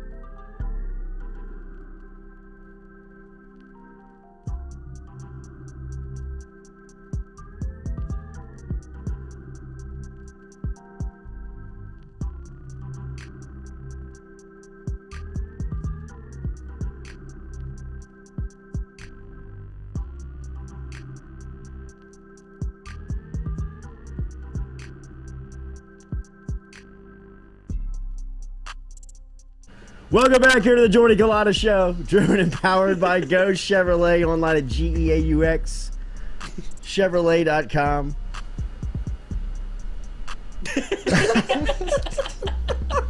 We told this story on Friday. Well, I just heard it for the first time. We were just telling Jack the story about Katie's house guest who was at a work party or a Christmas party. Christmas party To the gills. for work. Out of towner. God, Fly by night. not even from here. Goes to somebody's house he doesn't know, uses the bathroom, and Uses his illusion. the toilet overflows. He laid claim to that restroom. The toilet overflows. And he left the party and then came back and got his jacket the next day that he left. And we're talking about how important the jacket has to be to make the return trip back. Isn't that how he got caught? Well, they knew who it was. They knew who it was? But he did the Okay. Irish goodbye, and you're good at that point. You just Right. look, I can't own up to this. Like, anybody in their right mind would. Everybody understands my predicament, right? Nobody would come back. Yes, right. The ball's on this guy. Oh, I see y'all have R&B builders over here. What happened? Why is my jacket wet? Oh, you went with that plumbing service? I could have gotten you a guy. I know. I could have. I mean, you have I to could go. have helped you out. You have to go with the checkbook opening. Like, I am so sorry. Yeah. Like, I Send me mean, the bill. There was something in that. Maybe Send his, me the bill. his return flight hold Yeah, was in right. there. What was in Becky's crab dip? I left it in my car. It's been hot. It's been marinating. Dude, I Merry mean, Christmas. how do you go back? You can't. I just don't understand the play in going back. I mean, It can't be just a hey, jacket. how are you? I'm here to pick up my jacket. What time do you go back? Ah, you again, huh? Yeah. Last time I saw you, the house was dry. Oh, Thunder Cheeks. Yeah, right. You show back up and the place is flooded. What happened, Paul? What did I mean, what'd you eat, bro? What do I need to avoid? I mean, you are you're the biggest buzzkill I've ever met. Party's over. I mean, the party was jumping until you went to the bathroom, bro. He dropped a firecracker in that I thing. mean, and then split. And then comes back. And now you're back. You know what, Paul? We gave your jacket to Bob the boss. Yeah. Call him. Call unemployment. Henry has it. Yeah, They right. gave it to the goat. The goat's wearing your jacket. Oh my God! But we started all this conversation because Jack's hero of the week, so I'll tee you up here. No one knew before he came back. Katie's in the bunker right now and says nobody knew before he came back. That's how he got busted. He outed himself. He went back to the crime scene. What an asshole! You deserve to get What caught. an asshole! I mean, Literally. yeah. Well, I mean, you seriously. You deserve to get caught. Did he think he's that slick to where it's like, well, they obviously don't know it was me. I'll just come back for my jacket. Heard someone broke his shitter. Wonder who. What happened here? What's the plumber for? So he, It's me. wait, we need Katie in here now. Wait, so he came back and admitted, or did they just put two and two together that he left after the I don't know. the Katie, code was Katie, gone rogue? explain. I'm just going off of her latest post inside the bunker. Oh my! Floor is yours, Katie. We're reading your post. Call her. Oh, she said no. I'm saying we did know. Ah, Get out the bunker, Katie. You're done. Go carpool. Go home. All right, heroes of the weekend. Don't you have a sounder here? No. Which one do we do? I mean, that's it for Mail- mail that's time. Mail time. Oh, That's you want me to do That's hero of the right. week? Nah, Bring no, that. no. I can Oh, make. okay. I'll make Never one. mind. Be your hero. First hero I got, Cam Thomas. Cam Thomas Goodness gracious. is lighting the summer league up. Last night, he had 36 points, including 14 in the fourth quarter. He is the highest scoring rookie in the Las Vegas Summer League right now. Not just the rookie class. My bad. The entire Summer League, he's leading scorer, averaging 27 a night. 27 a night. 27. 27 a night. For third straight game, he's been the leading scorer for Brooklyn. He had 34 last night, bro. I mean, excuse me, he had 36. He had 36 last night. 50% from three. 11 for 11 from the free throw line. 11 from How 11 many for the free shots did he throw take line. there? It was 11 for 25. Shoot a A shoot, little, baby. little early on LSU days here, Yeah. but he's got to carry the load, bro. He's got to carry the load for this I Brooklyn mean, they team. don't have a bench right When now. he gets to the regular squad, when he gets into his group, he's going to play with so much less anxiety. freedom. It's going to be So much 12 to freedom. 16 minutes of Cam. Go get us 20, bro. We trust you. Yes. Who's Go the shoot. bench? Shamit, And if you dig us in a hole, I think Shamit's gone. I think Shaman's gone too. Yeah. But if you dig them into a hole, like we'll just put the starters back in Yes, there. There's no absolutely. hole they can't climb KD. out of. We have 3 top KD. 10 offensive Go grad Cam. Yeah. You know what I mean? Or he's gonna light you up for 30 from the bench. And be like, Absolutely. Think Who about is the this? think about the nights in December, January, February Like that Cam Charlotte. Thomas is gonna light somebody's gosh. asses up. Absolutely, like Charlotte. No Oh, one he'll wants to lead play Sports there. Center someday. So Oh, like, no Cam doubt about it. Thomas with 40 points. No like, doubt about it. Cam down in Miami last night. You know what I Only mean? one without the Miami flu Had 25 in the fourth quarter. to lead a comeback. I got Cam Thomas as my hero for the weekend. I mean, he did it last night against Josh Primo, who was the 12th overall selection against San Antonio. So not only is he lighting up a lot of guys up there in Las Vegas, he's doing it to some of the guys that were chosen ahead of him. This is probably going to be A revenge some motivation that he's Chip going to on play the with for shoulder. a couple of Well, years. he hit that game-winning 3 on Corey. was so Corey cool. Kispert. who Right. went- But he- went he's in the- lighting it up, in the too. lot. Oh, yeah, he is a He's probably the best shooter there. Yeah, best shooter without a doubt. Well, Joe Best Harris. shooter without a doubt. Did the Pelicans? Would you say? I mean, I think they got who did they Trey draft? Murphy was I'm A great happy pick. with the pick. Yes. But man, I mean, he had 25 last night. Cam would be playing a totally different role with the Yeah. Pelicans. I know, He'd be but- playing with Dude, more he's got the stress. perfect role for in Brooklyn. Cam for being a Cam fan. This is perfect for Okay. him. Yeah. This He's is Lou perfect. Williams. This is perfect for him. And it feels like that the Pelicans are a little too far gone, bro. Like, can they save Zion? Is Zion going to be the first player ever to turn down this rookie game? Supermax. The Supermax? Yes. Yes. He's going to New York. I mean, if he turns that down, it's over. Oh, you're going to Louisville. Oh yeah, you talk about they did bring in Tim Tebow. Just save the franchise. Say, you want to try a rebound? New Orleans could give a damn about Tebow. We need to find somebody like that. You know Drew what I mean? Brees Yeah, on the right. basketball team. Get him. Get I Drew Brees mean- at point guard. One of the Ricky Burrows. Williams at point guard. Oh, that's who saves the season. I'm telling you, one of the Burrows. Chris Paul. Yeah, Burrow. Oh, Hero of the weekend. Who you got? I got Drew Lock. Okay. Ooh. Okay. Drew Lock's got that kind of. He still in the league? That's why he is. After dating, he went 5 for 7, 151 yards and 2 touchdowns. And like he's the starter, so it's the first quarter or first Damn. half. I mean, he just absolutely. He had one ball to I think it was KJ Hamler that he just laced and dropped it right in the bread. went like 80 yards. Yeah, I mean it was a beauty. I bet he texted the Chiefs you- owner's daughter after that. Who is the You watch that? who's the second stringer in Denver? Teddy Bridgewater. Teddy Poor Bridgewater. Playing Teddy. for something. He went Teddy. 7 for 8 with 74, so he showed that accuracy. But Drew Lock just lit them up. Drew Lock is the ultimate tease for them, I'd imagine. And did you see Yeah. the comments by the GM of what he said of why he didn't trade up or draft a quarterback in the first round? Because John Elway drafted Drew Lock. I'm not one to step on John Elway's toes. So they didn't take Justin Fields or these other quarterbacks that were available. It was like John Yeah. Elway handpicked Drew Lock, so we went a different direction. And that had Better hope it works. yeah, well, Drew Lock has to feel that pressure. What John a nerve-wracking Elway, place to go to work. you're not even the boss, and like Right. you're not the boss. Yeah. You gonna wear me, that? Hired me to be a general manager. Yeah. Did you use the bathroom earlier? Who you got, Jack? Mine was, Lord, you have the photo of the Taco Bell? I do. That's what stemmed the Katie The story. conversation. Yeah. Because Taco Bell is now making what seems to look like a nightclub to get fast food. 2 floors, vibrant lights, multiple Chick-fil-A style lanes. Taco Bell's changing, man. Yeah, they are. And then we Well, I said, mean, Lloyd said, that's the worst food to eat. Because I said, I want to go clubbing there. He said, Agreed. well, that's probably the worst food to eat clubbing. And then it came to the Agreed. shit story. I mean, there's no way if you Agreed. could give me one food to like, if you're trying to like haze me, yes. To get it out of you? yeah, pump a bunch of people full of Taco Bell and say, we're going to the Vegas nightclub, like right now. Like we just ate, now we're going Look up there at and be that like, thing. brother, not for me. I mean, it looks sick. The game's been changed. It's they have one in New York that has like liquor and stuff. It's like a cantina Stop, where you it's can like liquor? sit down and like drink margaritas Do you know and how have fast I Taco go through Bell. you? But yeah, that's what I'm saying. This is a nightmare situation for me. Like, It's beautiful. Taco. I Like, love Taco Bell. No white pants. Of course you do know. Love yeah, Taco Bell. but you haven't learned yet. I mean, you're in the Taco Bell. You're in there. You're You're right in their the demo. prime demographic. 20-year-old freshman in college.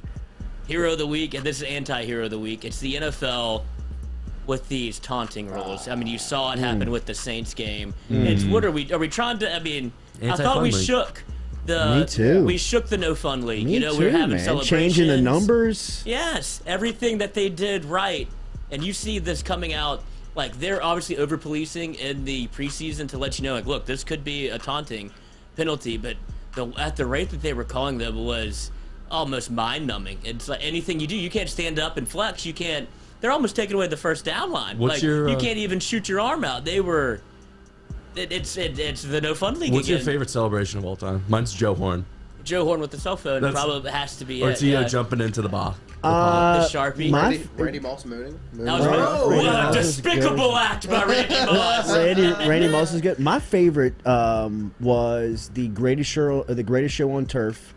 Used to score and they'd spin it Oh, yeah. and they'd all get over the top of it and they all do it. And then that's when they were the That's reason good. that they banned like Group celebration. Group Well, celebrations. Wasn't that the Washington football team? Yes. They'd all jump up and high Icky five. shuffle. Yes. That was one of my favorite celebrations because That was a great one. And they would just do it on people. Like if the defense was Yeah. in there in the way, they would try to break it up. They just dunk on you. Slept on one was Jermaine Kearse in the Super Bowl versus the Patriots before the Malcolm Butler play. I think it was to tie it. He scores and then pretends to take a dump. That, Oh, when he drops the football. Yeah. That was in the Risky play. Super Bowl? That was in the Super Bowl. Risky like, play 2 there. minutes Wow. left. That is Was a that the hell of a bobbled play. ball? Yeah. That it landed on his No, stomach. Yeah. Something No, like that that. wasn't a score. That was. It was the play. That's right. what got him down in that Right. Yeah, area. that's what got him down in the area. Yeah. And then he threw the pick I mean, on he the like next play. tapped it off his foot, his Yeah, it knee, was his shoulder, and crazy. then- It was crazy. That Like, you rolled forget up. about that because of how the Super Bowl transpired after that. That's but that right. would 100% be a lasting image of the Super Bowl and just gone Yeah. Yeah. because they lost. Because you don't, Well, I mean, God, that you don't was want to hand the so ball off to tough. Marshawn Lynch. The year that the St. Louis Rams won it, I mean, Steve McNair and the Tennessee Titans, they get tackled at the one yard inch. line. One Kevin inch. Dyson. Kevin Right there. Dyson. Reaching. I believe the guy's name was Mike Jones, the linebacker who tackled him. I mean, he's right there. Right there. Right there. Right there. Rolls him And up. he even kind of, when he tackles him, He rolls him. he rolls him and he's still on top of him. and he reaches. And I mean, like, Oh, Big that Titans was- fan back then. yeah. Eddie George, Frank Very nice. Wycheck, That was a hell of a Thick game. Thin. Great game. I mean, it was really kind of a back and forth. They couldn't, What was the but final score? it was like it was 27. low scoring It was one because score game for sure. St. Louis was coming into that game outscoring everybody. The greatest they show on were- turf. Yeah, absolutely. They were scoring by the bunches. And Tennessee had a hell of a plan for him that day. Was that who's the Jeff Fisher. Jeff Fisher. Jeff Fisher and Mike Martz. Mike Martz was F.A. the head Fisher. coach. That was like No, that was Dick Vermeil. Dick Vermeil won it. Mike Martz took him to the oh, Super he was Bowl. the offensive coordinator. Wasn't Mike he? Martz was the offensive coordinator, but then he took over, and then the next year was Tom Brady and the Patriots in 01, because that was the 2000 Super Bowl. Yeah, that was when the St. Louis Rams announced starters, and the Patriot Way began whenever they announced the whole team to come out the tunnel instead of doing That's individual. right. Yeah, that's right. And that's when like the lure They're gonna started. win. They're good. Yeah, it really would have changed my bet. I mean, I was 8, so I wasn't in the gambling sphere yet. But if you saw that, you'd be like, "Oh shit!" Yeah, they're gonna They're on a win. mission. They're gonna win. Who's Tom Brady? Yeah, right. Adam Vinatieri. Terry. Vinatieri one. Is that Tuck Rule Super Bowl or is that That's later? Tuck Rule. No, that was What's Tuck Rule? the week What, before that in the yeah. AFC Championship. Yeah, with the Charles Woodson. Charles Woodson and the Raiders. And John Vinatieri in the Gruden. snow. John Gruden. I just remember him clearing the snow. Was Jerry Rice. Jerry Rice was on that Raiders, Raiders team. Damn. Who's their quarterback? Trent, Rich Gannon. Rich Gannon. MVP. Rich Gannon the Rich Cannon. Gannon. Rich Gannon was, and they had the running back was number 25, could go. They were loaded. Damn. They were loaded. The Tuck Rule got him. Tim Brown was their wide receiver. Yes, he could go. He could. Jerry Rice was the second wide receiver on that team. Yeah. Charlie Joyner, is that the running back's I'm name? trying to think of now. I can't even think of the Oakland Raiders. Is it Charlie Joyner? I mean, that's got to be one of the best kicks of Vinatieri in the snow. Well, that's what I remember about it was him clearing off a patch of snow. I was like, he's gonna kick this in the snow. Tom Brady's the one who scored the touchdown in that game. He had a quarterback draw. Yeah, they were so bad. They were. They're just their defense was so good. So good. Tyrone Wheatley from Michigan. Yes, first round pick. Beast. Rich Gannon, 3,400 yards, 28 touchdowns. I think he won the MVP the next year. No. He won the MVP in 2002, and then they ran into the Tampa Bay Buccaneers defense versus Gruden. Yes. Gruden was the head coach. For a pick. They traded Gruden, that's right, for 2 first-round picks. I think. Good old John Gruden. Oh, he's been rode hard and put up wet. He is. And now he's got a deal now. He's got the best deal. Spider he did have the best deal. I don't know why you would get back into coaching and get out of the Monday night booth where they were paying him so much money. He got 10 years, $70 million guaranteed. I think he got 100. 100 I just million. missed Yeah, the quarterback camp. Yeah. I missed that. So Yeah, me too. That was one of my favorite Me things too. to watch. I wonder how many people he duped with that quarterback camp, because people were getting drafted based off of that. Right. Like, they were just like, well, Gruden loves him. He loved everybody on the thing. Like, Yeah. he never talked shit to any of the guys. Right. He's just like, I mean, this guy here, he's a player, man. Right. I got a guy. Yeah. You want a guy, I got a guy. Right. Here's what I like about you. Man. Yeah, I mean, he would always tell me what you hate about me, man. He's running the drills out there. He's just a lunatic. What was his visor? It had the FFCA, Fire Football Coaches Association, tried to make his own league. I'm playing it. Scott Odom, the Dirty Bird dance. Jamal Anderson used to bust out a nice Dirty Bird. It is. That's an all-timer. It was a good celebration. Damn, best celebration. That's a good question. Joe Horn, I think. Joe Horn, that's a prop. Yeah. I mean, the 80s. Oh, I mean, Dion. The high step. I mean, he was doing it in college. He was doing it from the 20. Yeah, they didn't even know there wasn't a flag yet for it. They're like, this can't be safe. What is he doing? Yeah, what is he dancing? Ray Lewis. Yeah, Ray Lewis. That's a great one. Coming out of the tunnel. Ray Lewis pregame is. Oh, I love Ray Lewis. Still gets you hyped. Nightmare fuel. Them and the All Blacks coming out Monday Night Football, the fire going.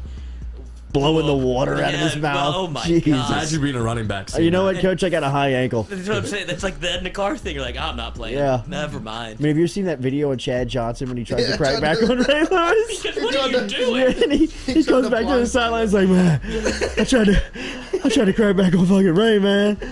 That dude he need to kill me, man. Ray Lewis didn't even see him. He just runs right into him. He turns into him. Yeah, he's like, what was that? Chad's laid out, dude. He's like, he's like on the ground like, I thought I had a shot. No chance. Oh, Brian Dawkins out the tunnel. Oof. Another one. gosh. That'll change your life, dude. Whew. He might be one of the. Brian Dawkins from Villanova. No. Sneaky play here. They were Brian good Dawkins from Great now. Brian Dawkins from Clemson. Yes. Who was from Villanova? Their running back at the time. Who was Dawkins? Was their stud? Brian Westbrook. Stud. Villanova. Nah, that's a great pool. I wouldn't know that. Good D1A football is probably one of the best. Yeah. They're good. Who was Villanova's? Nobody's Villanova's coach. That was Rutgers. That was Greg Schiano chopped the wood, baby. Greg Schiano. That was Ray Rice. That's when the kicker pointed to the sky cam. Who got Brian Westbrook at Nova? Yeah, how does that happen? I mean, how does that happen? Where's he from? I think he's probably? from Philly. And he goes to Philly. Damn, he's probably a legend. Like You a think Joe Burrow? like a Dalton Hilliard. Yeah. I mean, I thought Will Clapp played pretty good on Saturday. Yeah. Played a lot of reps. Got some reps at center. If anything, it made me think that he's going to make the team just because of his versatility. We didn't bring up the Ravens Jersey stat. safe. 19 straight preseason wins. Would that be 20? Did they win? The Ravens won? 19 now. But that was 19. It's 19. That was 19. That's what? 19 straight preseason wins. Had the over. Is that and a even? teaser. Is that I mean, even? it's meaningless. Is that 3-0 in even an preseason, accomplishment? boys? Is that even an accomplishment? Yeah, I mean, you'd rather go 19-0 than 0-19. It's Well, something sure. that- yeah, For it's sure. so yeah. But I mean, it's on like it's. I don't even know if it makes what the are we? media guide. What are we taking away from it? Winner to bet on them. Yeah. I mean, are they covering? Good team cover. What was the score? I didn't watch the end of it. 19-16. Yeah, they covered. It was 1.5. They covered. It was 1.5. I took the. Are you betting preseason games? Yeah, 3-0 That's an issue. I'm doing. That's how they suck you in. Yeah, no. I'm doing 2 team 3-0. teasers. I was 3-0 in preseason. I'm doing 2 team teasers over unders. Like the Jets Giants game, that's an under all day. They scored 19 points combined. The over-under was at like 25. If they put it that low, they're terrified to put it at 21. So you just take it. Thank you. Bet Lloyd. responsibly. Thank you, Lloyd. Responsible. If you have a gambling problem, dial 1-800-GAMBLING. Call Ben Nuts. He'll get you straightened out. Call Megan Money. If they're throwing picks out there, unders in the preseason. Unders in the preseason. It's like betting baseball. You just bet quarterbacks. I mean, like You in do baseball, it- you bet pitchers. You do the first 5 in You lose baseball. me You at bet the that. starters. That's what I've started to do. Really? You just bet you look at the matchup, who's hot. Right. First 5, you get your starter. If somebody gets shelled, Wait, they you come just out bet the first 5 innings? Yeah, so you bet like it's like wow. betting the first half in football. There's money to be made out there, boys. Diversified my portfolio. Get this, Absolutely. buddy, you. Culotta Show way. You into baseball? Yeah, don't even watch it. I just put them in and check the next day. You watch New Zealand soccer too? It's investing. I bet Wakumbe. Come bit forever. Wickham Wanderers. I bet Wickham. I don't know if they won. Let's see. Really? I How just do you picked bet them. soccer? I don't know. We remember what I bet. Yeah, the no, whole I know that. Euros? But I mean, you still hadn't caught on? No, there's a draw that you can click, and I think that's the full time. If it goes to extra time, that you draw bet- means you hit. Wow. Bet the Saturday. Lloyd, how Saturday bad do you match? have it if you're just clicking buttons and just They make it so easy. exchanging money and you don't know what you're getting? fun. You don't know I've what been you're saying? watching. So like you're checking to see if Wickham won the game? They won. They So- won 3-1 on Saturday. So Wickham you- with the win. All you got to do is get the W? Yeah, That's it. that's it. There you go. Okay. But they go to draws so many times because they have to go. If they go to extra time, your bet ends at that 90 minutes. That's a terrible That's rule. what sucks. But you can bet the draw, and the odds are very good on draws. Like Have you plus ever gotten an 220. explanation on that? No, I don't even know who to talk to. It's like some Who bets Indian on soccer? man. You know, it's very overseas. Degenerates. I've had to call him once, and it was because I had to fill a spot No. in a parlay. A game got canceled, and they're like, I was like, I don't even know how to They do pick this. up the phone? Oh yeah, Really? They're like, they'll take your money. I was like, I want. Hello? I was like, can I put the Indians in for the parlay? Absolutely, you can. What's your account number? Like, all right, we're in. I like checked. I was like, oh my god, it worked. Wow. Going back to the Wickham story, did we see that live? Wakumbe? Yes. Wow. Yep. Well, how could you know? Yeah, what are we supposed to do? Wakumbe forever. They're not from here. Lloyd said Wickham. We thought it was Wycombe. Lloyd That went makes more sense. Lloyd went Wakumbe, and then it ended up being Wickham. Wakumbe Wickham. forever. Off the board was Why Wickham. come? Why come? Why come back if you're at this party? I'm here to get my jacket. That guy's villain of the week. Villain, violence. Any more heroes of the week? I got Give it away. I got Patrick Queen on the list. Yep. I mean, Patrick Queen looks like the best linebacker in the league. Do you like that he Him and changed Devin his White. number? Yes, What's he I now? do. He's flying around in 6 now. does. In single digits. He looks like was a he mad 44 man. last Does year? LSU have the Massive. two best linebackers in the league? Yeah. I mean, Devin White is the best, right? To have them both from the same school. Imagine if Devin White comes back like he wanted to in 2019. They had to talk him out of They it. had to talk him out of coming back to LSU. Been crazy. How good would that team have been? I mean, Too Patrick good. Queen doesn't play. I mean, he doesn't play where he played, you know. He doesn't play middle linebacker. Wow. You have to put him on the outside, and then Jacob Phillips doesn't play. Jeez. They were The stacked. team was loaded. He deserves a ring. Do you send Devin White a ring? Yeah, I'd give him a ring. Got to. Because, I mean, would it's not like definitely give him he a would have ring. made you worse if he comes back. Oh my God. It wouldn't have been fair.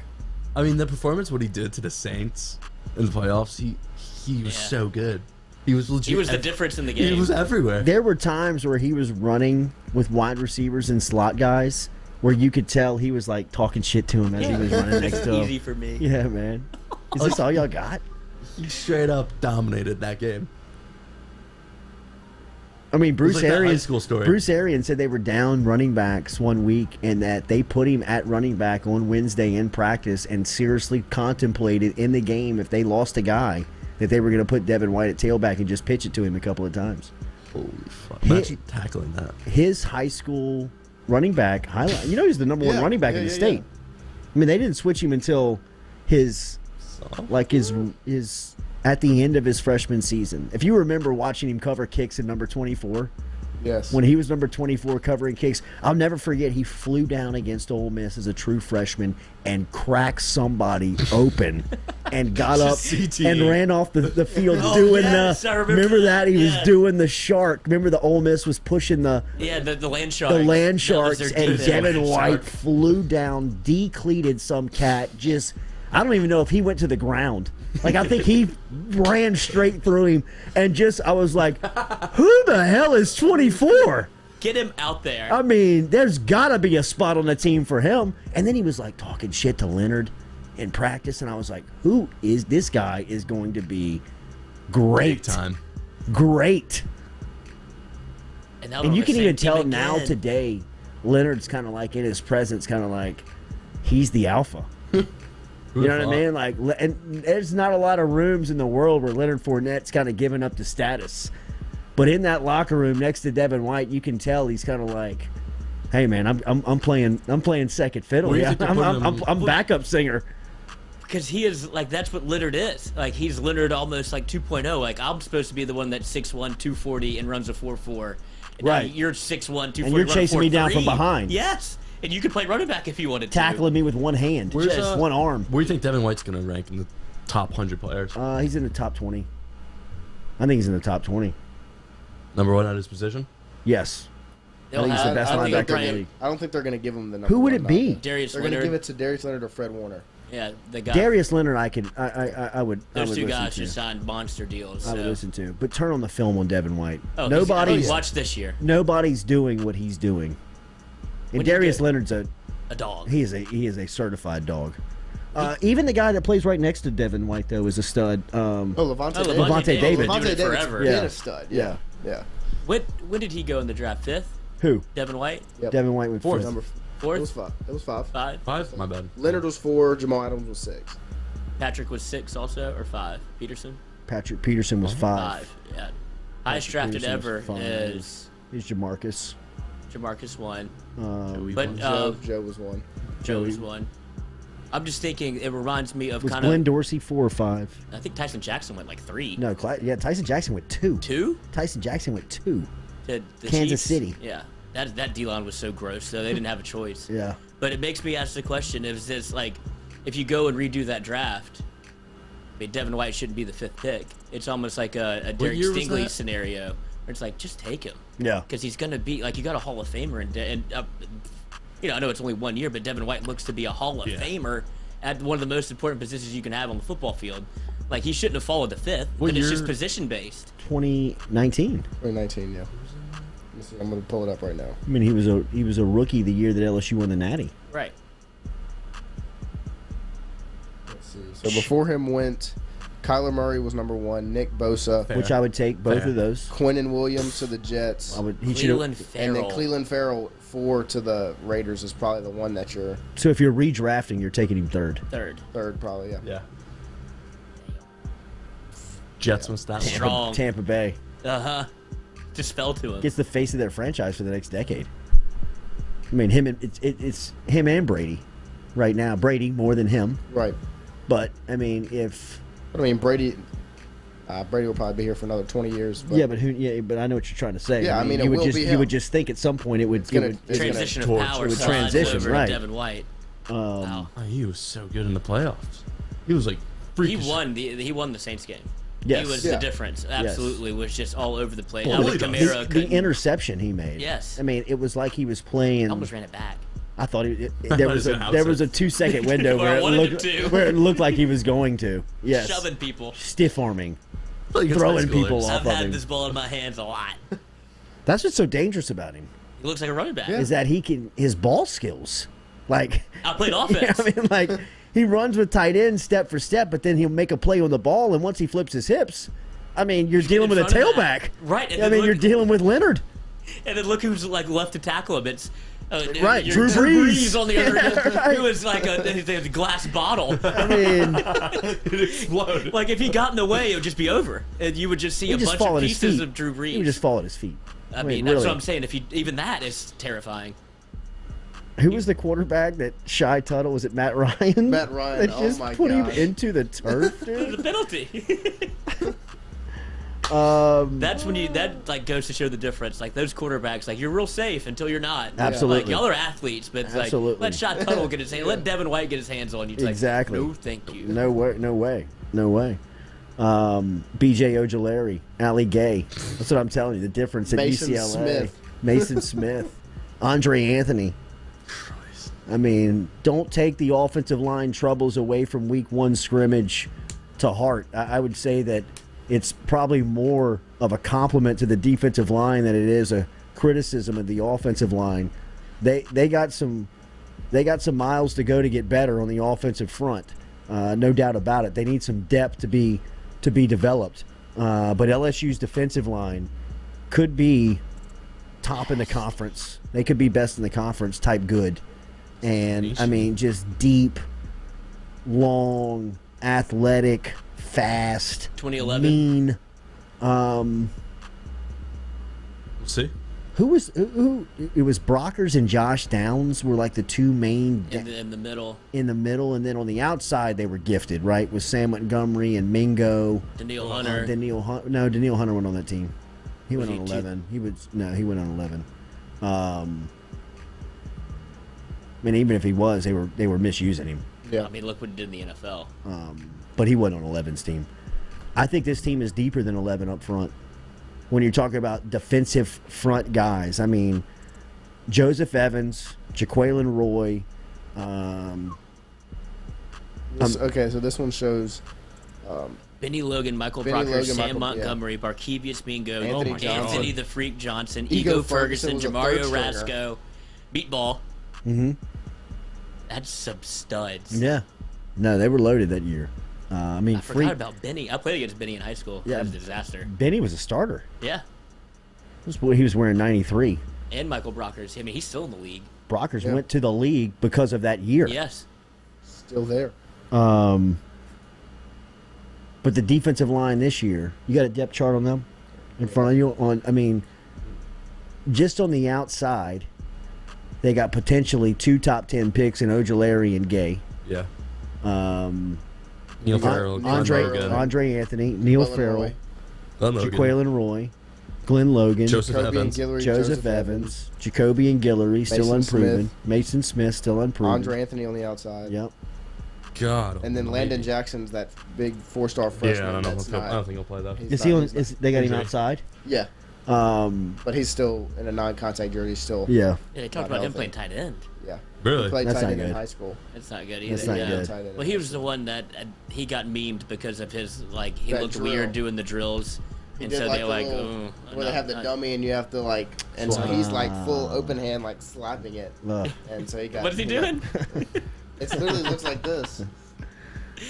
With But- pads on? Yeah. It's, No, no it was pads. no pads. It was like it it was doesn't like look. It's a bad look, one but of he those was a good showcase player in camps. high school. He's a good player in high school. We'll see. But yeah, They're trying to move you to tight end 2 weeks in. already. It's not a good. Yeah. It's not And a good Coach sign. S said, "I promise his family he'll play defense." But Uh-oh. that sounds like I've heard that. Uh-oh. That's a story I've heard before where it sounds like you're playing offense. You just got to go through the motions for a couple of weeks. Do you want to sit for a year or do you want to sit for 2 weeks? That's right. All right. Appreciate everybody out there for interacting with us. Make sure and like, share the post, 2011 defense is comment on the post. Greatest defensive backfield college football's ever That's seen. what I'm looking at. Ever. It has to be. Ever. Ever. Tyron Matthew, Thurl Simon, Brendan Taylor, Ever. Eric Reed, Craig Lawson, Mo Claiborne, and Ron Brooks. Maybe the 2001. Every one of those guys played in the NFL. 2001 Miami secondary, maybe would be the only rival. I think they had two top. I think they had 2 first-round picks on that team, on that defensive backfield. Sean Taylor in 01, and Sean Jesus. Taylor, and then a Houston Texans cornerback. Is it a roll? No, they all went to Florida State. It wasn't roll. It was the Houston Texans took one of the cornerbacks in the first round. God, that team was stacked too. They were loaded. Sean Taylor and Ed Reed. That fucking day. up. No, Ed Reed wasn't on the wasn't 01 there. team. He was Okay. on the In 2000. Entrell Roll. Oh, he's a freshman. He was a freshman. Entrell Roll. Mike Rumpf. Mike Rumpf was a first-round pick of the Houston Texans. And then, of course, Sean Taylor was a first-round pick of the Washington Redskins at Ball the time. God. Ball hawk. The best. Dude, that Pro Bowl play when he lights Oh up my the God. punter. Oh my gosh. No regard for Is that human Jeff life. Eagles? I think so. Is it Feagles that What are he y'all hits? doing? What are you doing, bro? I thought this was fun. I mean, he thought this was Man. I thought this was a Pro Bowl. I'm here to get Nah. a swag bag. Yeah, brother. That's Sean Taylor running at you downhill, Get out man. of bounds. Are you out of your mind? You could have died. Rack them. Yeah. Yes, he absolutely he could just have dropped the ball. Even though Feagles is like a big dude, he's like put together. But I mean, Right. you hit a typical punter and that, yeah. But dude, look at Feagles. Feagles looks like an NFL player. Like Thomas Morstead. Yes. But dude, Yeah, but no, I'm with you. I'm with you. You I mean, you don't want coming Sean Taylor. downhill. You don't want Sean Taylor headhunting you. Not with that visor and that face mask and just everything that he brought to the table. Like, that's just a get out the way move. Like, I'm not. Remember, he used to spat tape his face mask. Face mask. He would do the. We did that in high school. We got in trouble for that too. You got to be a dog. You got to be a dog to pull that one off. And he still did it in the NFL. They're like, Hell "Oh, fine." yeah. He was like, Cool. "I don't care. I don't give look a at damn." Look how cool I Oh was." my god. Yeah, it's a murder. He was like laying like. He never hit the ground. And Taylor doesn't even really look like he's running that he hard. ran through a paper bag. It doesn't even really look like he's running that hard. No, you know what I Sean mean? Taylor Like doesn't he's hit the just kind of ground. like he never stops moving. Fiegels gets absolutely horizontal. Is it Yeah. Fiegels? Is it Fiegels? I don't know. It's a guy in the Bills. It's a Bills punter. That's not Fiegels. Who did John Taylor murder on the Foreman? football field? Brian Mormon. Oof, Brian Mormon. What a story to tell if you're him, then. Yes. Cocktail hour? Absolutely. Like, pull up the tape. I survived. Absolutely. YouTube me. Still here. He bounced up. He probably thought he was like, what just happened? Yeah, I guess you could get hit so hard. When's the last time Mormon even gotten hit? Go back. Yeah, he's never been hit. I mean, Booker's house. He looks dead. Like he goes sideways. what is he doing, bro? Oh my His god! body. Look how he finds the hole. He jukes it into the hit. Yes. What are you doing, He has the Mormon? angle out of bounds. He goes, nope, let's find the hole. Oh my He tried to cut it god! back. Uh-huh. You guys hear that ringing? That's so good. Yeah, he got tinnitus for the rest of his life. All right, have a good Monday. We'll be back with you tomorrow morning. Frank Wilson going to start stopping back with us on Tuesdays here in the Jordy Culotta Show. So looking forward to kicking up our conversations with Coach Wilson. Have a great Monday. Brought to you by Geaux Chevrolet. Okay. Online at No, we'll show you some GEAUXchevrolet.com. music. Yeah. Lee Carney and Nick Richard. We'll talk to you tomorrow morning. Jordy Culotta! That's my man.